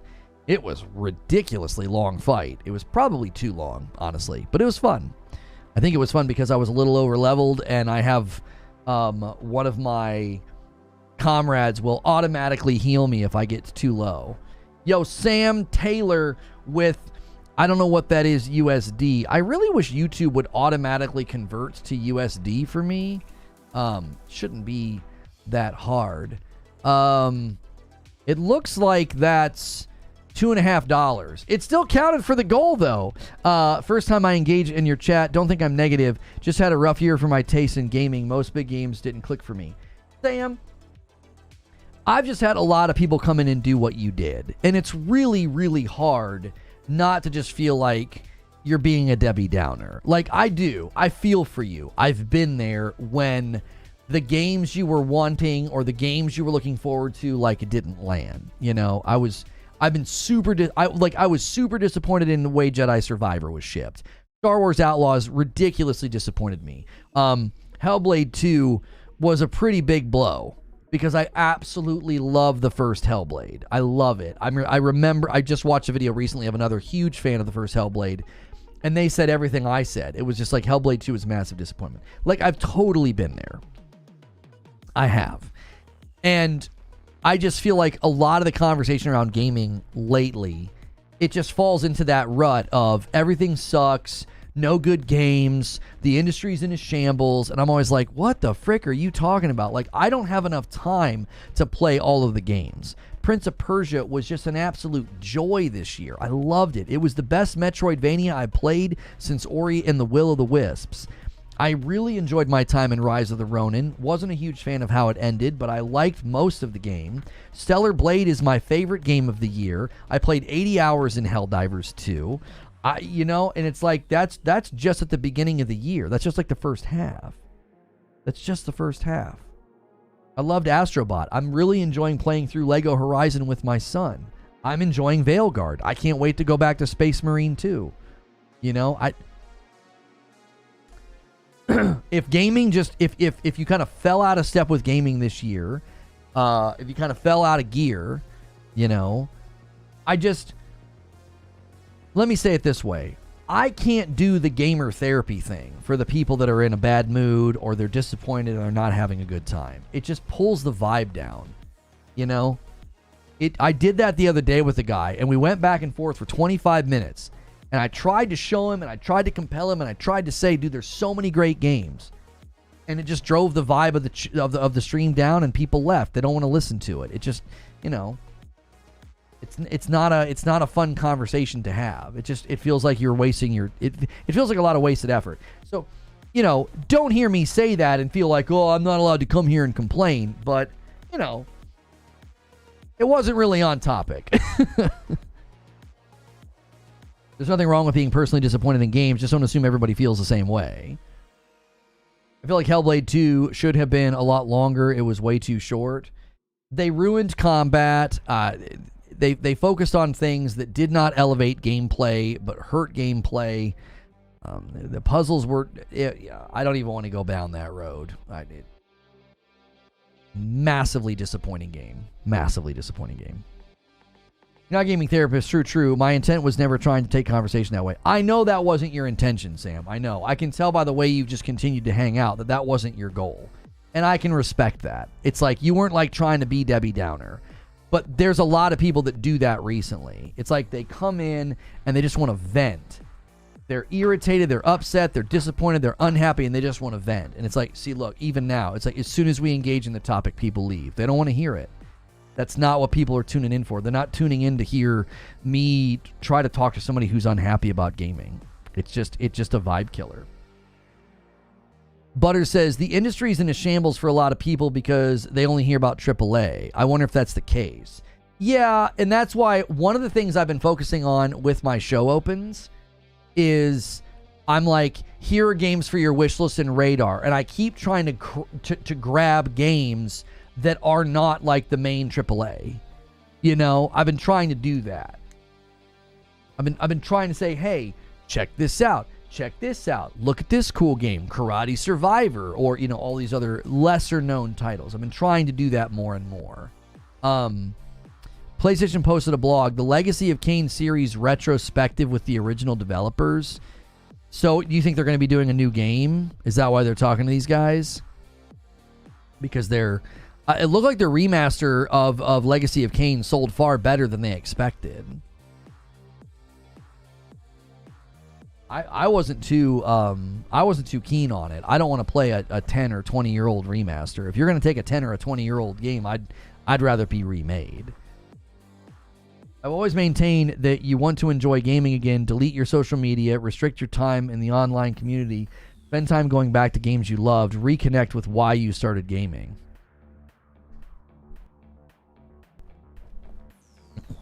I think a lot of gamers put too much stock in other people's opinions and it ruins their experience.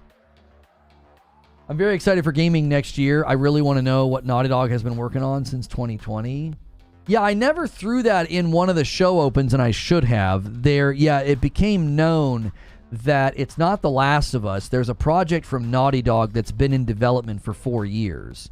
So we may see it next year.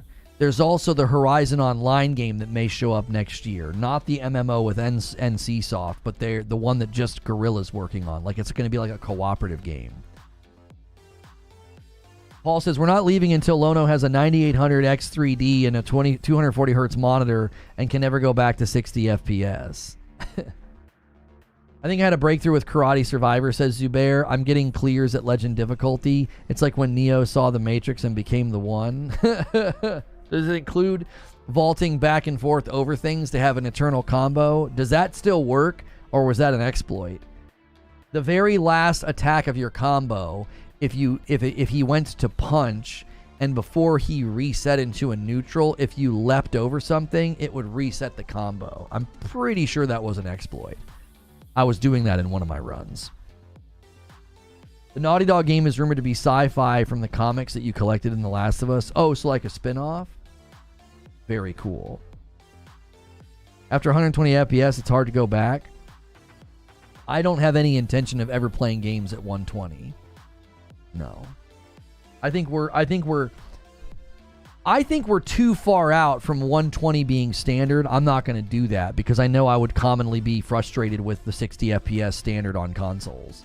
I think we're going to get 60 FPS standard for the next, I don't know, 7 to 10 years probably. I think 120 will be less common. And then 120 will become the new performance mode where you lose fidelity and lighting and things like that. Real Royale Vision says, that right there, addicted to YouTube, social media, and other people's opinions. Many have suffered the same. Yes, exactly. I suggest try Persona 3 and Darkest Dungeon 1 and 2. I'm craving a DQ12, not the 2D HD remake. I hope Persona 6 comes out next year. You can see that there's a turn-based preference. What do you think about that Expedition 33 game, Sam? Has that gotten your attention? I think that game looks incredible. I don't like turn-based games. And that one looks awesome. Let's see. This game right here, I think this game right here is going to get me to play turn-based. It looks really, really cool. I don't think we have a release date, do we? No, it's just coming in 2025. We don't know when this is coming out. Looks great, yes. Okay, so you've seen this. Let me see if we can skip ahead to some gameplay. The characters just look nuts. The combat looks... I'll be honest. The combat just looks absolutely sick. The presentation is just fabulous. I don't do turn-based, but I have a feeling I'm going to play the frick out of this game, dude. It looks so good.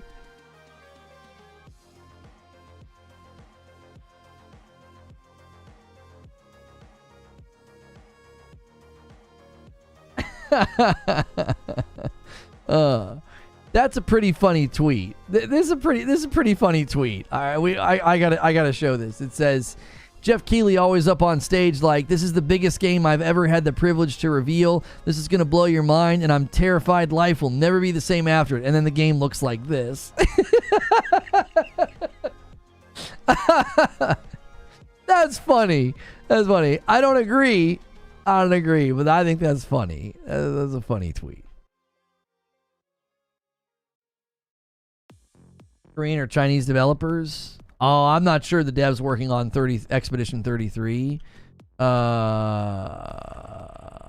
Expedition 33 developer is Sandfall Interactive.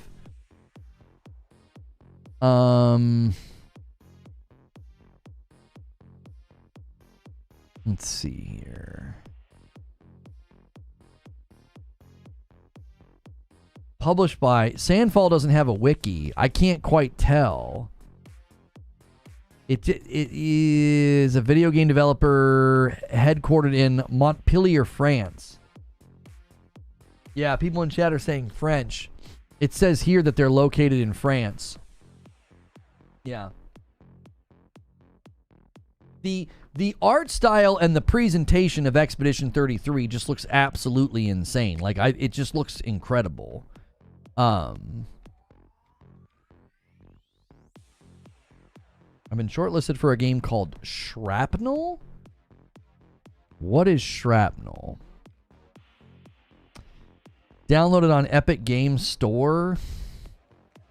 Similar to Counter-Strike, Rainbow Six Siege multiplayer. Yeah, you've not profiled me properly. If you think I would play that game, sorry. That's a polite decline. Those are not my games. So after you play this game and open yourself up to good turn-based games, then you'll play the best turn-based game in existence that you keep avoiding. Kind of like what happened with your Rogue Epiphany with Returnal. It's about time. What game do you think I should go play if Expedition 33 convinces me? I enjoyed the turn-based in Child of Light. I thought that was fun. And then Returnal didn't make me go play Dead Cells, which is hailed as one of the better rogues. He's going to say Baldur's Gate 3. Oh, I just think Baldur's Gate 3 is too dense for me. I don't know if I'd ever be able to beat it. I'd start Baldur's Gate 3 in January, and I'd get to the summer and be like, yeah, I'm about 20% through. Like, I don't think so, bro. The games have got to be, they've got to be palatable for me. I've got to be able to, like right now, I have no idea how much time left I have in Dragon Age Veilguard. I have no idea. But I'm here to tell you, I'm ready. I'm ready to be on. I need this to be the final 10-hour push. I hit 22 or 23 hours. I need to be done when I get to like 30 or a little bit more. After that, I'm like, dude, I'm good. I'm ready to move on to another game. The 25 to 30 hour mark, and I'm ready to bounce. Now, certain games are an exception to this. I played a junk ton of Elden Ring. I played a ton of Tsushima and Returnal. Those are games where I far exceed that. And there's a reason for that. There's a reason for that. They're exceptions to the rule. Insider Gaming is breaking a story here, an exclusive. Battlefield 6 is undergoing franchise's biggest playtest ever to prevent another disastrous launch. Battlefield players have been reasonably tough time, but now with just a year until the major installment, EA and DICE have a lot of making up to do.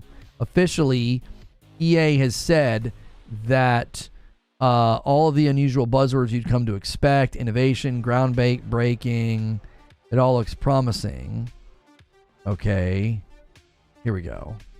Sources say that playtests with external players are happening much more frequently than in past installments, and the amount of data and feedback collected is the most the franchise has seen in history. From small feedback sessions to large-scale player tests, Battlefield is now taking the much-needed player-first approach.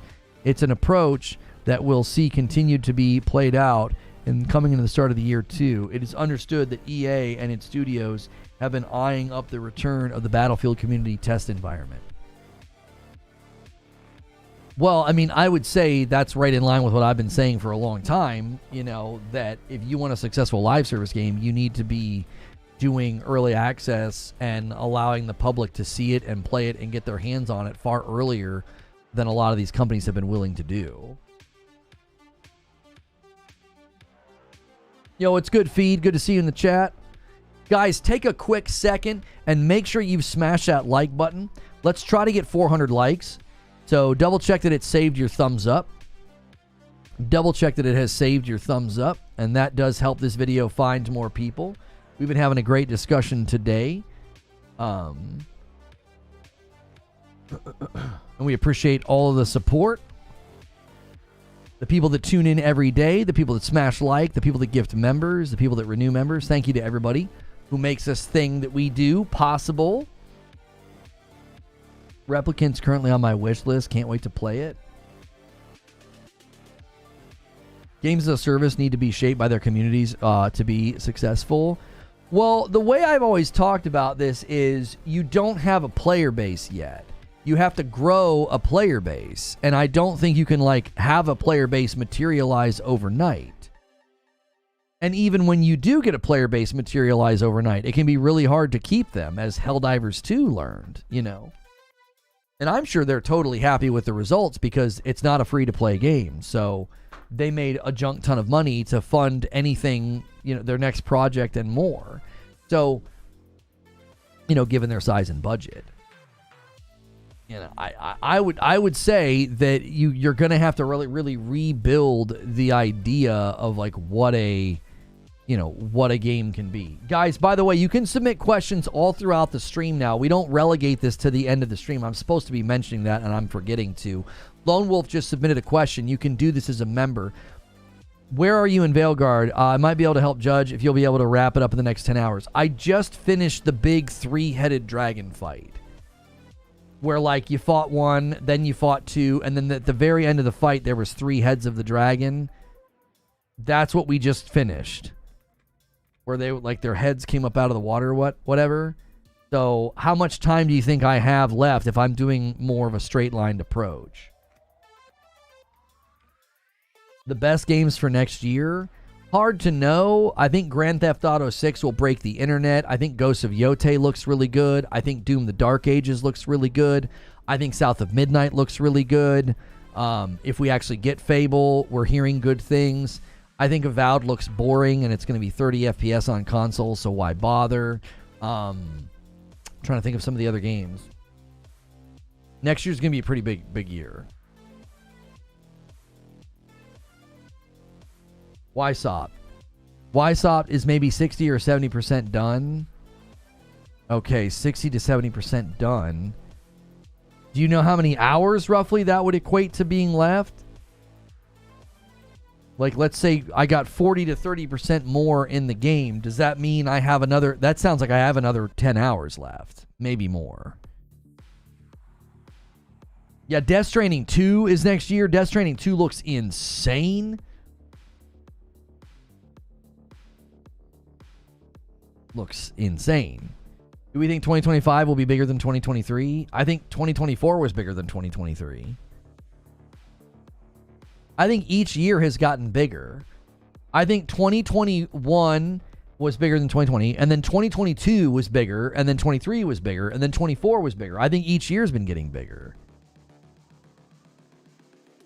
Maybe 10 to 15 hours left. Okay. I think I'm going to try and take a chunk out of the game today. Well, it depends on if we want to do an upload for tomorrow. Kingdom Come Deliverance 2. Yeah, they reached out to me. I think that did they do a stream today? Yeah, they did.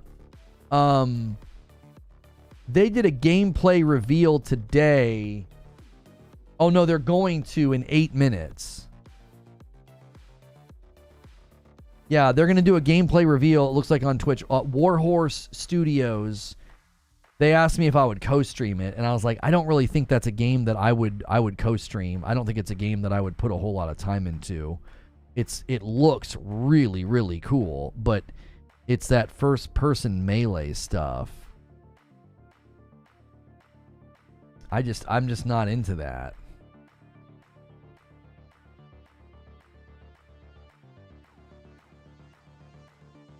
Death Stranding 2 is coming before Kojima's horror game. Oh yeah, I don't know. We've not gotten an update on his other game.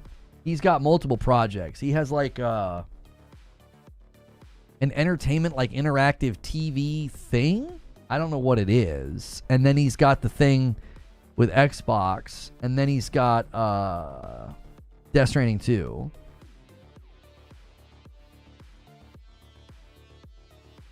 Kingdom Come Deliverance 2 is definitely... Oh, you're definitely pre-ordering? Yeah, Light No Fire could be next year. It seems like Hello Games has been gearing up for that. They've been putting a lot of... It seems like they've been putting a lot of things in No Man's Sky from Light No Fire. Yeah.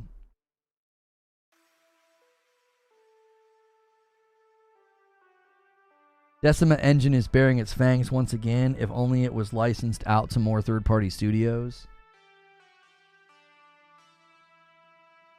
Yeah.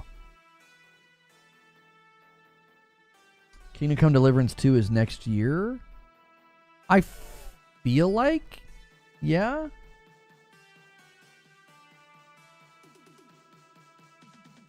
Deity Anubis says, do I have any thoughts or input for the delay of the Metal Gear Solid game? I mean, I'm going to be honest here. The last time they showed gameplay, I was super not impressed. I thought it looked bad. They showed gameplay. I forget what it was. And I was like, that doesn't look very good. It didn't.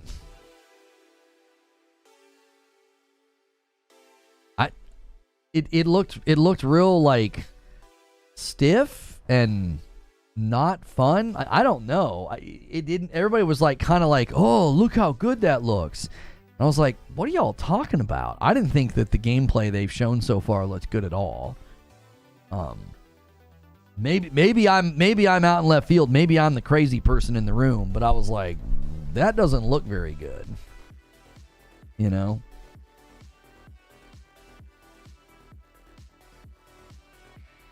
Would have finished Death Stranding if it was a few hours shorter. The stealth sections with the BTs were not fun for me at all. You might be able to finish it in 15 more hours if you're rushing, but I would recommend finishing as many of the companion quests as you can before that. It's very important. Yeah, the game just told me about that, Lone Wolf. It like literally said like the more you do this, the more they'll be able to, whatever they said, like fight in the end or something. It looks like a fan-made game in Unreal Engine, and it's lost its charm, in my opinion. Oh, the Metal Gear game.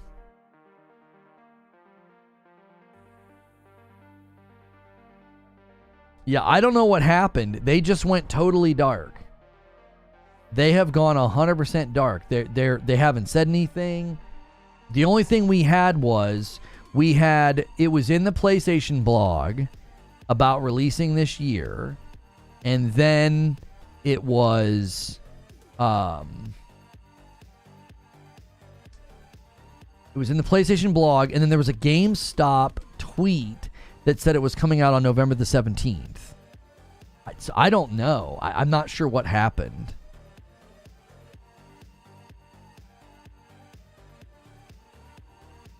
They've just gone completely dark.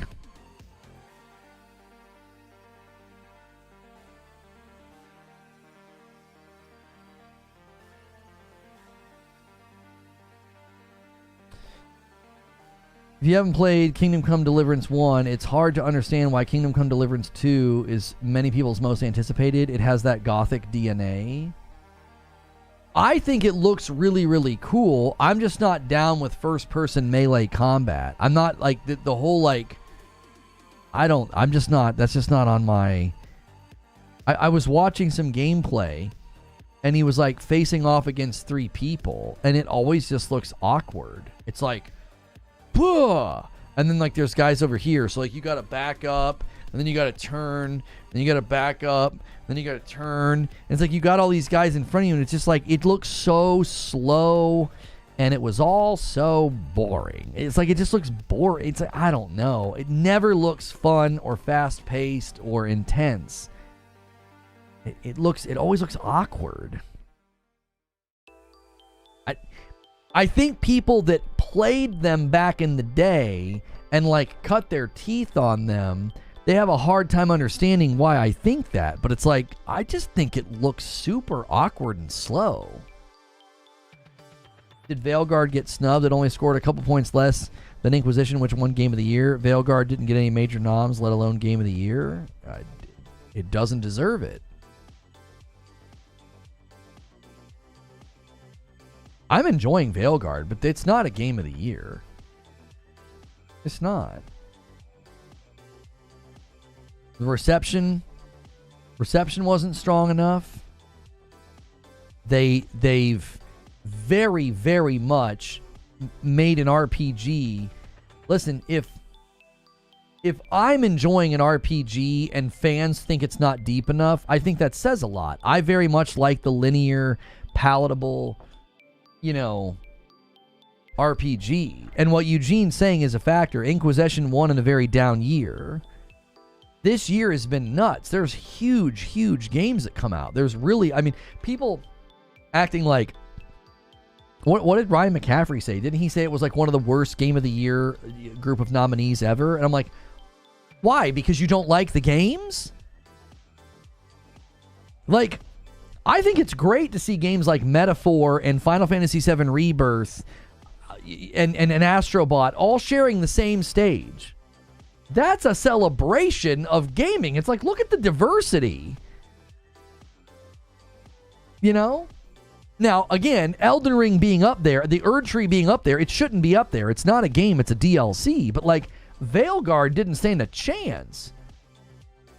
It didn't score anywhere near where we saw, like a Dragon Infinite Wealth landed. Dragon Age, Veilguard, Open Critic. Like, it can be your personal Game of the Year. Totally. But, like,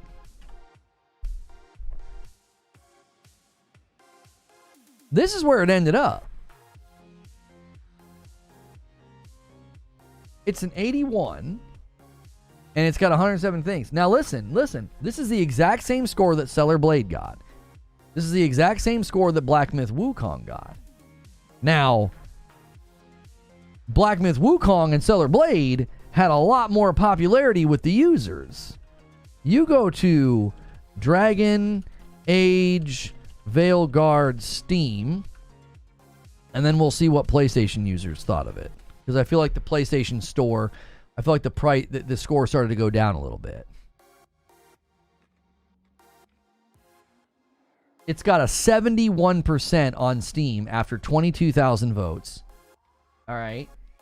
Doesn't seem like the users are departing all that much from the review outlets. It's got a 4.1 on PlayStation. It sounds like the review outlets got it right to me. Review outlets land on an 81. It has an 82 from the users on PlayStation and a 71 on Steam. I'd say it got the score that it deserved. Everybody seems to agree this is generally where it's landing. That's not a Game of the Year. That's not a Game of the Year score. Black Myth Wukong got an 81. And then all of a sudden it hit the shelves and the users went crazy. 80JC with a super chat. Oh, the goal ended. Hang on. He says, of all the games I'm looking forward to, Kingdom Come Deliverance is it. Hey, I tell you guys what. Can I set a lower goal than 5? Can only set it to 5? Here, I'll include lower. I will gift 5 members. All right, let's do a new goal, and then $2 super chats can count because you guys got so close to hitting the goal. Let's make the confetti. I'll gift 5 members and add them to the total. We're really close to another milestone of 225. So thank you guys so much for another strong day. Silent Spartan's using the question command as a member, and he says, did you ever play Kena Bridge of Spirits? If so, what did you think? If not, would you try it? It's short. It's on my backlog. When I first tried it out, there were issues with iframes that they rectified. There was some awkwardness, and they fixed it. I know what Stone Spire's trying to do. He's going to gift 3 single members to bump the line to 215. He wants somebody to drop a 10 bomb member. Let's see if he does it. And then I'll owe you guys 5. Thank you guys so much for all the gifts, all the super chats. You guys make this thing possible, and you can keep growing the community even with your super chats. I know some of you guys do not like doing gifted members, and you prefer super chats. That's why we do that. Wukong got slandered by the media. Most didn't go past chapter 1. Well, then why did the media just nominate it for Game of the Year?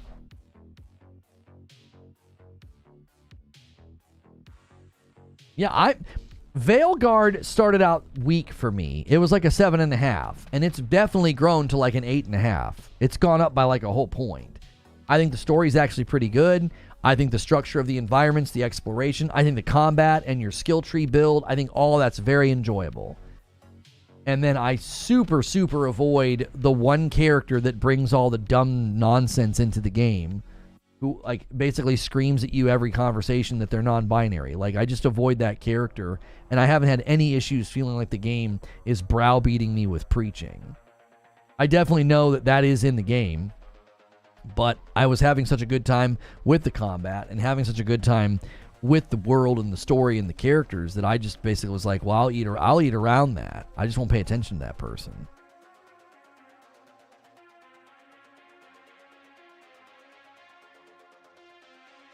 The anti-woke mob got an L after the Wukong nomination. They were ready to melt down.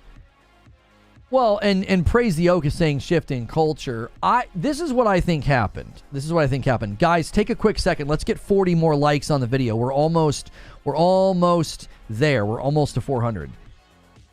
This is what I think happened. I think the outlets got together, and the one person that reviewed Wukong got outvoted. That's what I think happened. I think they got outvoted. I think people said, nope, you got it wrong. Wukong's not a 7. Wukong's not an 8. It's a 9. It's a Game of the Year. It's a 9.5. It deserves a vote. That's what I think happened. I think people went with a tried and true method of like grabbing onto the cultural moment and taking advantage of bad information and IGN's just gross dishonest hit piece that they wrote. It was just absolutely stupid. By the way, the same person who wrote the hit piece against the Black Myth Wukong devs is the same person who wrote a puff piece defending Bungie back when their misconduct got swept under the rug. So let the hearer understand, the source of that IGN article about the Black Myth devs was a freaking joke. So I think a lot of the outlets got together and they were like, no, this thing deserves a vote. That's what I think happened. I think a lot of people are going to misunderstand and misrepresent what I said yesterday about Black Myth and even today. I was in Black Myth's corner, and I took that IGN article to task and was heavily critical of how it was put out there. And then everybody quoted the hit piece. Exactly, Toby. I was very much against that. I'm not some anti-wokey warrior. You guys know this. I think a lot of those grifters are annoying who turn everything into a this is woke discussion. I'm not that guy. You know that. But that reporting was abysmal. It was abysmal. And then they tried to sit here and frickin' virtue signal about it. Why don't you go write another puff piece for Bungie as they sweep their misconduct under the rug and pay people to be quiet and protect the actual, aggressors while making the victims stay quiet? Go write a puff piece for a company like that because you like Bungie. Like, give me a break. That was a joke. And I think that's likely what happened. I think a lot of these outlets got together and they got outvoted. And they're like, no, we're voting for Wukong. We think that game deserves a moment. It had a cultural moment, crazy sales, crazy customer reception, and we liked it more than you. That's why my calculation of like the math and the Open Critic and the Metacritic, that's why the math broke down. Because I thought, dude, Black Myth, I was like, these outlets aren't going to vote for Black Myth Wukong. People kept telling me it was going to get a nomination. I'm like, no, it's not. I was like, look at the score. The outlets didn't like it. Well, people changed their mind. Or some of the outlets changed their tune.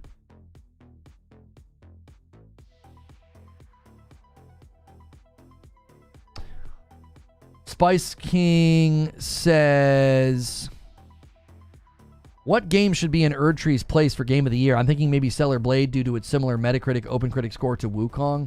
No, because I don't think Stellar Blade got the same reception that Wukong did. Like, Wukong got crazy reception from the users, and I think a lot of the review outlets changed their tune about it.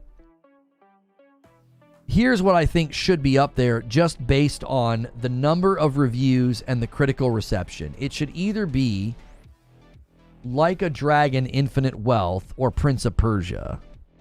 Both of those games did exceptionally well and have a ton of reviews.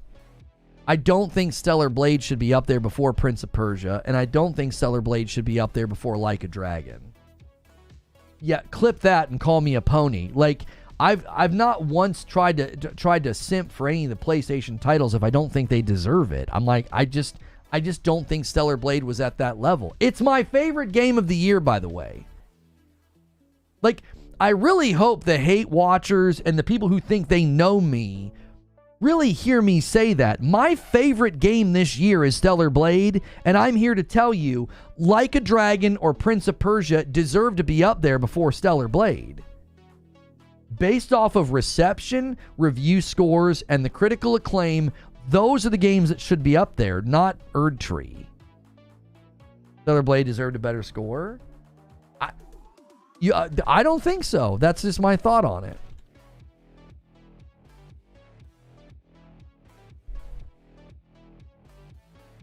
I thought it was an excellent game. It's got a 4.8. It's got a very strong score on PlayStation Store. It's got a 96. You could argue against what I'm saying. You could. I think you could. You could make a compelling case that the review outlets scored it lower than the users, just like Wukong, and that Stellar Blade deserves to be up there. I think you could make a compelling case. I'm making the case that based on the way outlets scored everything, and Like a Dragon Infinite Wealth has a couple of nominations, it makes the most sense to put it up there, or Prince of Persia. Because as far as, let's see, Prince of Persia, Open Critic. Yeah, Prince of Persia. This deserves to be up there before Stellar Blade, given its score. 182 reviews. It has an 87. That is incredible for a game like that to score that well. You know? And let's see what the users thought. Prince of Persia and the Lost Crown. Let's see. A 4.4. So it has a lower score from the users versus Stellar Blade. It has an 88. But that 88 is in line with the 87 on OpenCritic. I think Prince of Persia should be up there. Silent Hill 2 got a great score as well.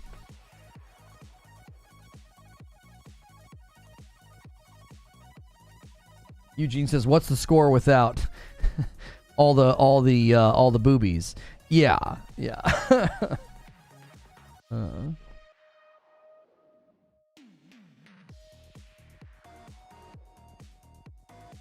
Would you say Prince of Persia has better moment-to-moment gameplay than Stellar Blade, though? That's a difficult comparison, Omar. I think the moment-to-moment gameplay in Prince of Persia is immaculate. I think the boss fights are incredible.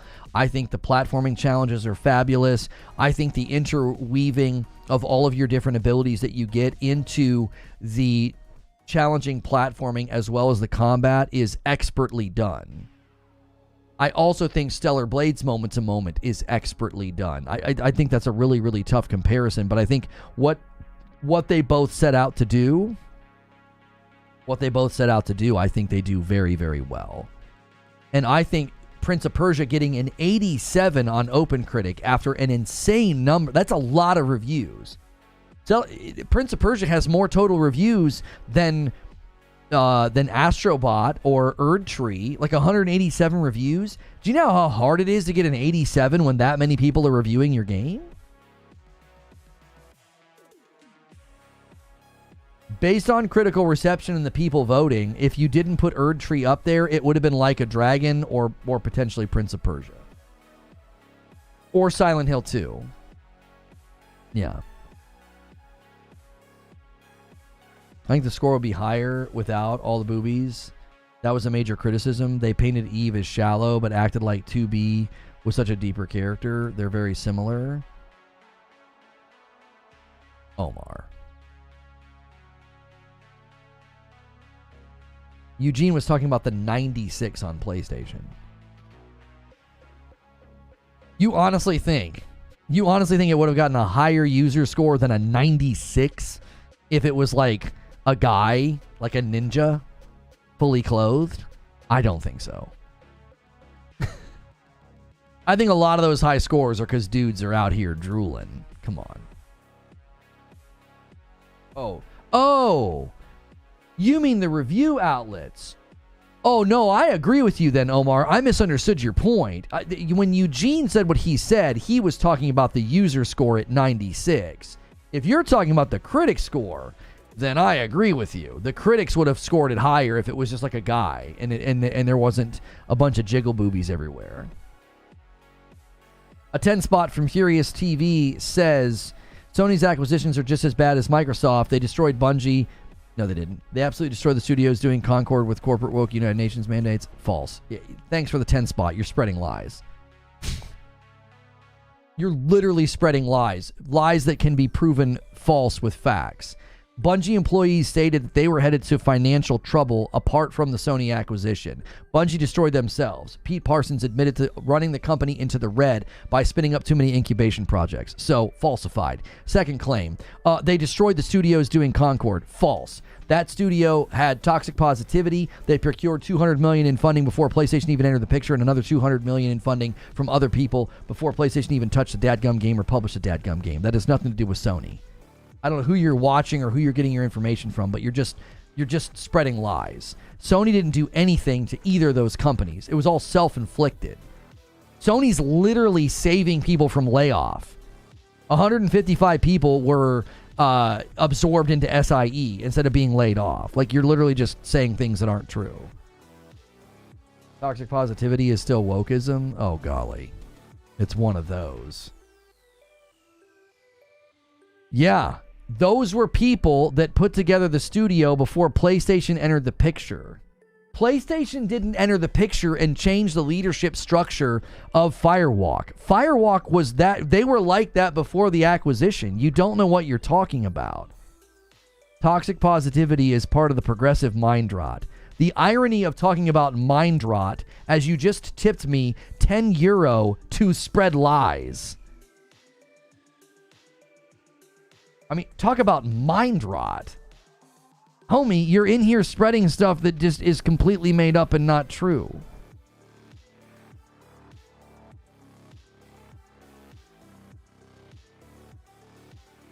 Everything Big Corpo touches turns to shit. You literally just speak in empty bumper sticker statements. You're not saying anything of substance. Because they have woke mandates from the United Nations to enforce into games. Oh, good golly. Okay. Whatever you say, bro. Whatever you say. Sure. 2 + 2 = 5. Just stay away from here and keep your money. He's spreading facts. No, he's not. No, he's not. He claimed that Sony destroyed Bungie. That's not true. We have a literal track record of what Bungie did to themselves. It has nothing to do with Sony. And the situation with Firewalk, once again, it has nothing to do with Sony. It was self-inflicted. It was self-inflicted.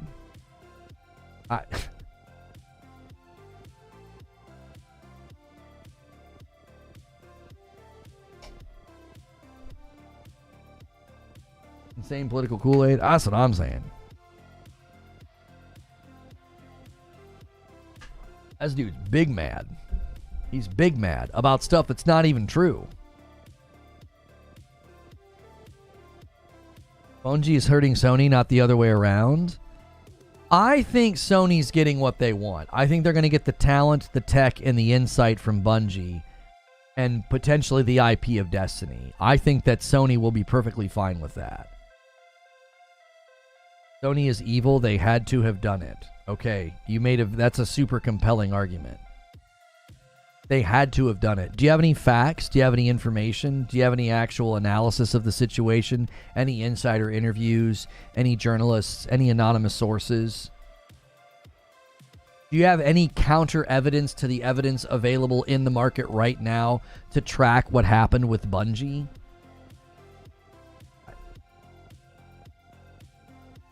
Well, Sony's evil. They had to have done it. Okay.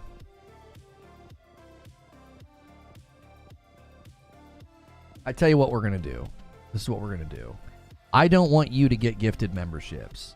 So I'm going to remove both of you. You're not welcome here. You're not welcome here. I don't like interacting with people like you. You waste our time with lies and ignorance and hate and nonsense. And I don't want anybody's hard-earned money going to you getting a membership. Go somewhere else. Go watch your red pill grifter channels. You're not welcome here. I don't want to talk to people like you. It's a waste of my time and energy to smack down lies. It's just not fun anymore.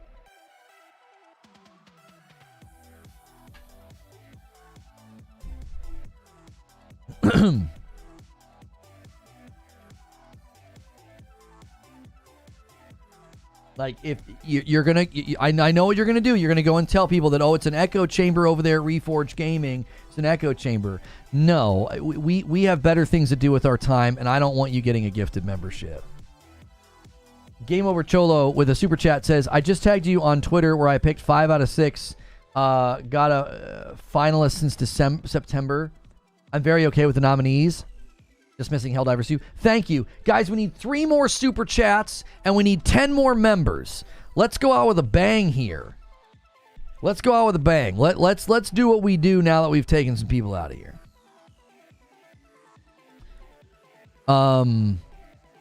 What did you tag me in? I'm not seeing anything. Wait, hang on.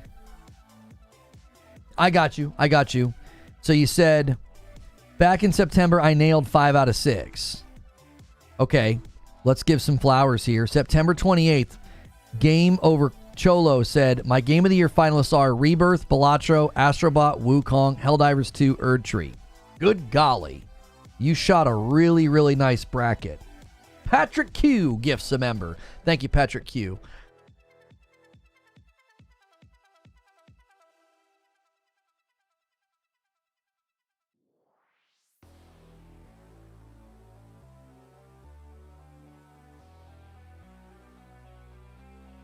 Willie Kale renews at 28 months. That adds a member to the total. And then we're going to go from 17 to 18 with a gifted member from Lord Horg. Let's go. If you guys prefer Super Chats, you can make me add 5 to the total as well. And I lowered it. Super Chats only need to be $2 right now to move the goal. You don't have to do a 5. You do not have to do a 5 Super Chat right now. We've lowered it because it glitched out. Raphael with a VIP. Thanks for all the content. Broken Surprise with a VIP. Yo, you guys just set up an easy 5 bomb for $225, and I'll owe you 5 more members.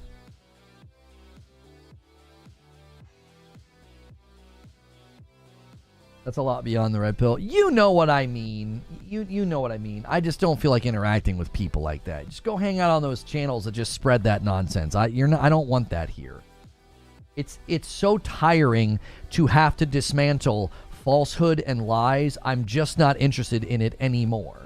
If you respond to a fool according to his folly, you will become a fool yourself. Now, sometimes you have to respond to a fool according to his folly, so he is not wise in his own eyes. You have to deduce the difference between a fool who needs instruction and a fool who wants to waste your time.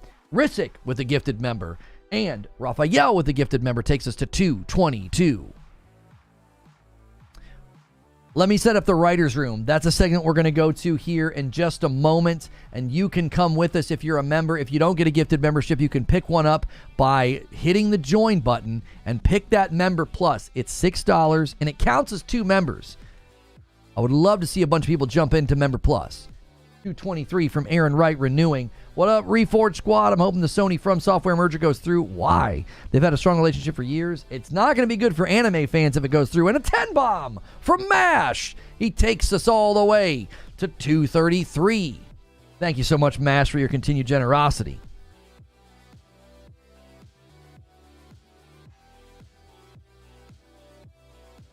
Never argue with a fool, because from a distance people will say who's who.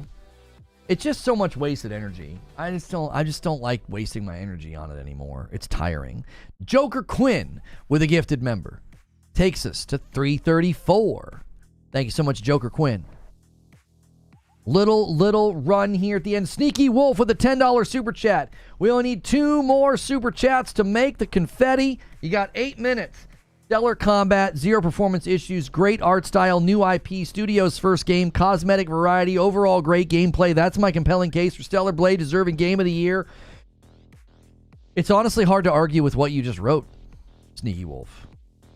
You're making a good argument. I kind of agree that if Eve was not such a voluptuous, buxom form of TNA, I think it likely would have gotten better reception with the critics and then might have gotten your Game of the Year. I think you're right. I mean, it did. It had great combat, 0 performance issues. It was a really good art style, cool world, cool enemies. It was their first IP, outside of mobile, right? Didn't they do mobile before this? Cosmetic variety. Yeah, the gameplay was awesome. The story was actually quite good. What's good, Light Leap? And Belphegor gifts a member. Sets us up with a nice rounded out 235. If you guys get it to 250, I owe you a 10 bomb. You guys got time. You guys got about 8 minutes. We'll go until the super chat goal falls off because it's got 7.5 minutes. And there it is. Chris Collins does a member plus. That's what I want to see. That's as exciting as 2. Bumps it to 237. It's just as exciting when somebody picks up their own membership and does member plus. That's as exciting as a member bomb. I mean that. I want to see so many more of you do that. We need people to jump out of that gifted pool. There are so many of you that sit in the gifted pool, and there's a lot of people that have to stay there, and we want to make sure they're able to. You got to get out of the gifted pool if you're able to.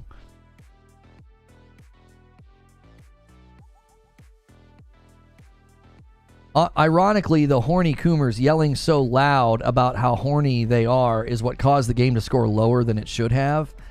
I tried to say that before the game came out. You know, there it is. Raven adds to the super chat goal. Let's do it. Hit the like button. Thank you, Raven. I said that people were making it weird. I was like, y'all are making it weird. Everybody played the demo and was like crotch-shotting Eve. And I'm like, why are y'all making this weird? Don't tell me that that's normal. Don't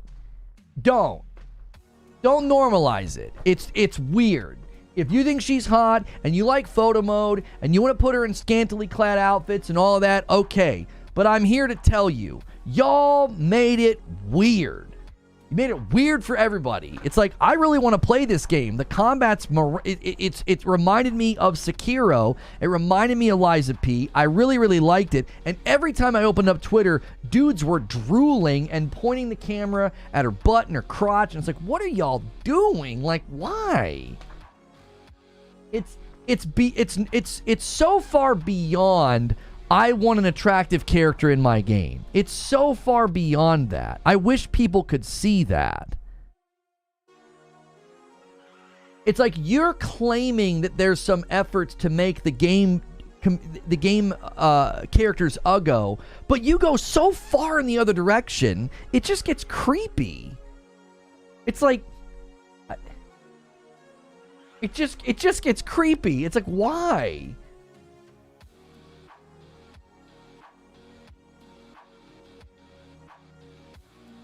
PC mods and photo modes are about to show her intestines. That's what and listen, man, I don't know. It's just too much. It's too much. You can have too much of a good thing. You guys got 4 minutes and 40 seconds. We need, how many more super chats do we need? We need one more super chat, and then then I'll owe you guys a 10. I'll have to add 5 to the total as well. You guys are crushing it lately. Thank you so much for doing that.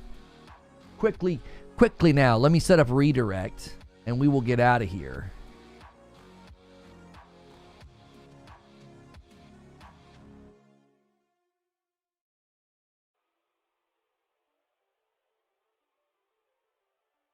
Like, imagine doing that with friends in the room. Like, you're watching a movie and you keep pausing and rewinding and pausing and rewinding some section where there's, like, you know, nudity or, you know, some hot scene. You'd make it uncomfortable for everybody. Like, why are you doing that? Why are you out here horny on main? Like, settle down.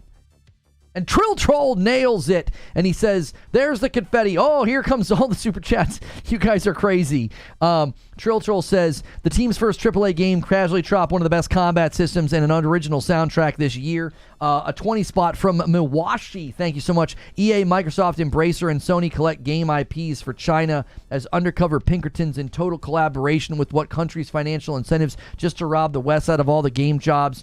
ESG's DI is a tool of insider trading. What the frick did I just read? Stone Spire with a 2 spot.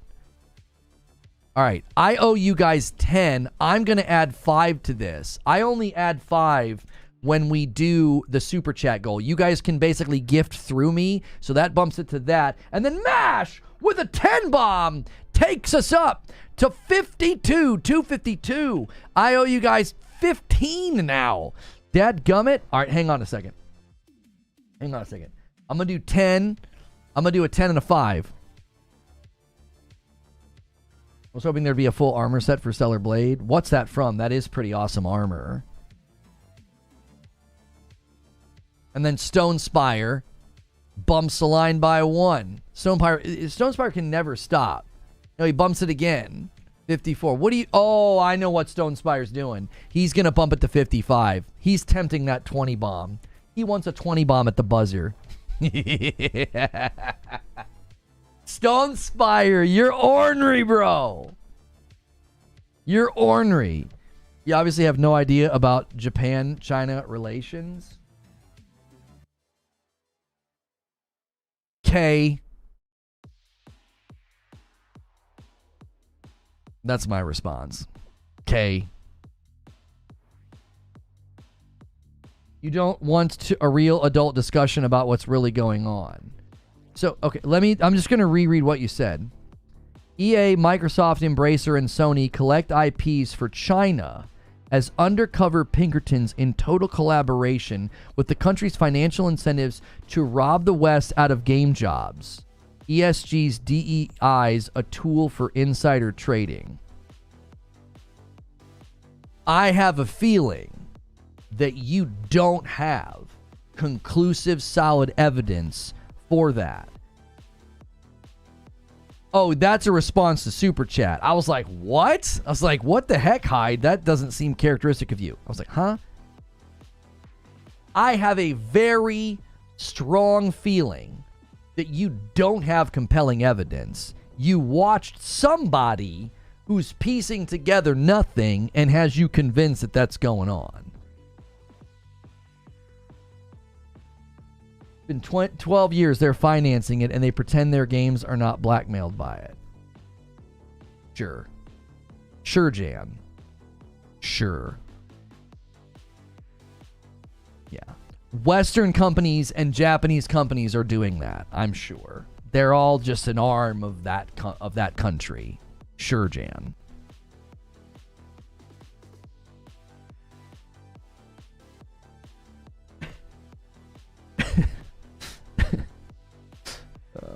Let me guess, is your source the person that said they gender swapped Ghost of Yote? Let me guess, right? That's your source. I tell you what, you're going with the rest of them. You created your YouTube account 6 months ago. Thanks for the money. Bye-bye now. I'm not allowing that here. I don't want you to get a gifted membership. I don't want some 6-month-old account in here spreading your nonsense and your filth. Go hang out on the channels that spread that crap. You're not welcome here. Clip that, distribute it, put it everywhere. I don't want people like you here. You're not welcome. I don't want to interact with your nonsense, your falsehood, and your conspiracy theories, okay? Heartfelt, in my soul, I don't want you here. So the more you show up and the more money you give me, the more you lose. You spend time elsewhere. We have a great community of people here, and I don't want you here. I don't want you getting a gifted membership, and I really don't want your money.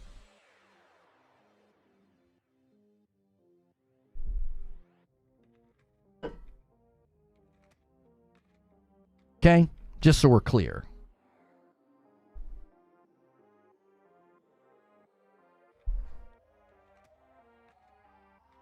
Okay. We got to go to the writer's room.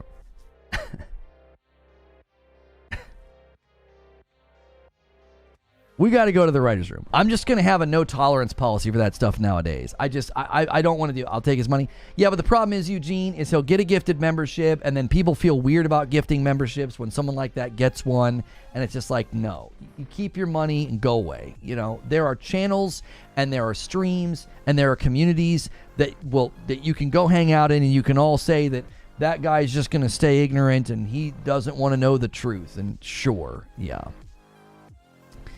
Go ahead. I want people to know that I'm not aligned with folks like yourself. That's good for me.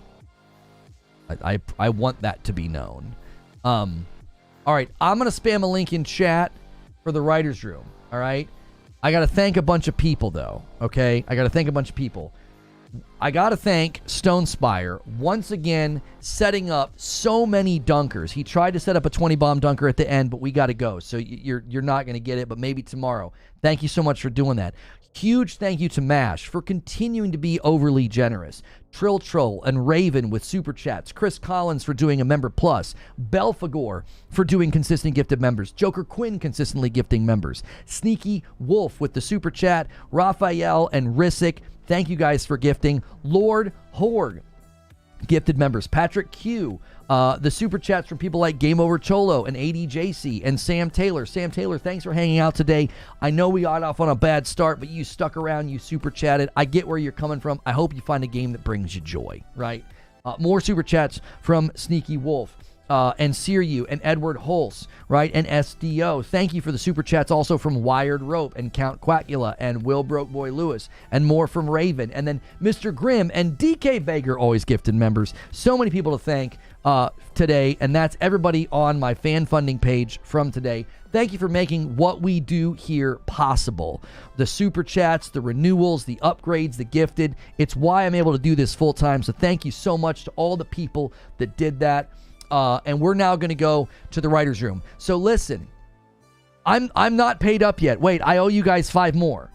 I thought maybe Mash was going to drop the 20 bomb, so I was waiting to do the 10. He's not. We're moving on. I'm going to give you the 5 that I owe you. I don't want to get. I don't get off scot-free. I owe you 5 more. I thought I was going to do a 10. There we go. There's the 5 that I owe you. Okay, let me get the link, and I'm going to spam the link, and we're going to head to the writer's room. And this is something available to all members. It's where we plan the day. It's behind the scenes. This is extra content for you. The show doesn't stop. If you like the show, if you like the vibe, this is a reason to become a member. This is a reason to do Member Plus. It enables me to do what I do, but it also gives you more content.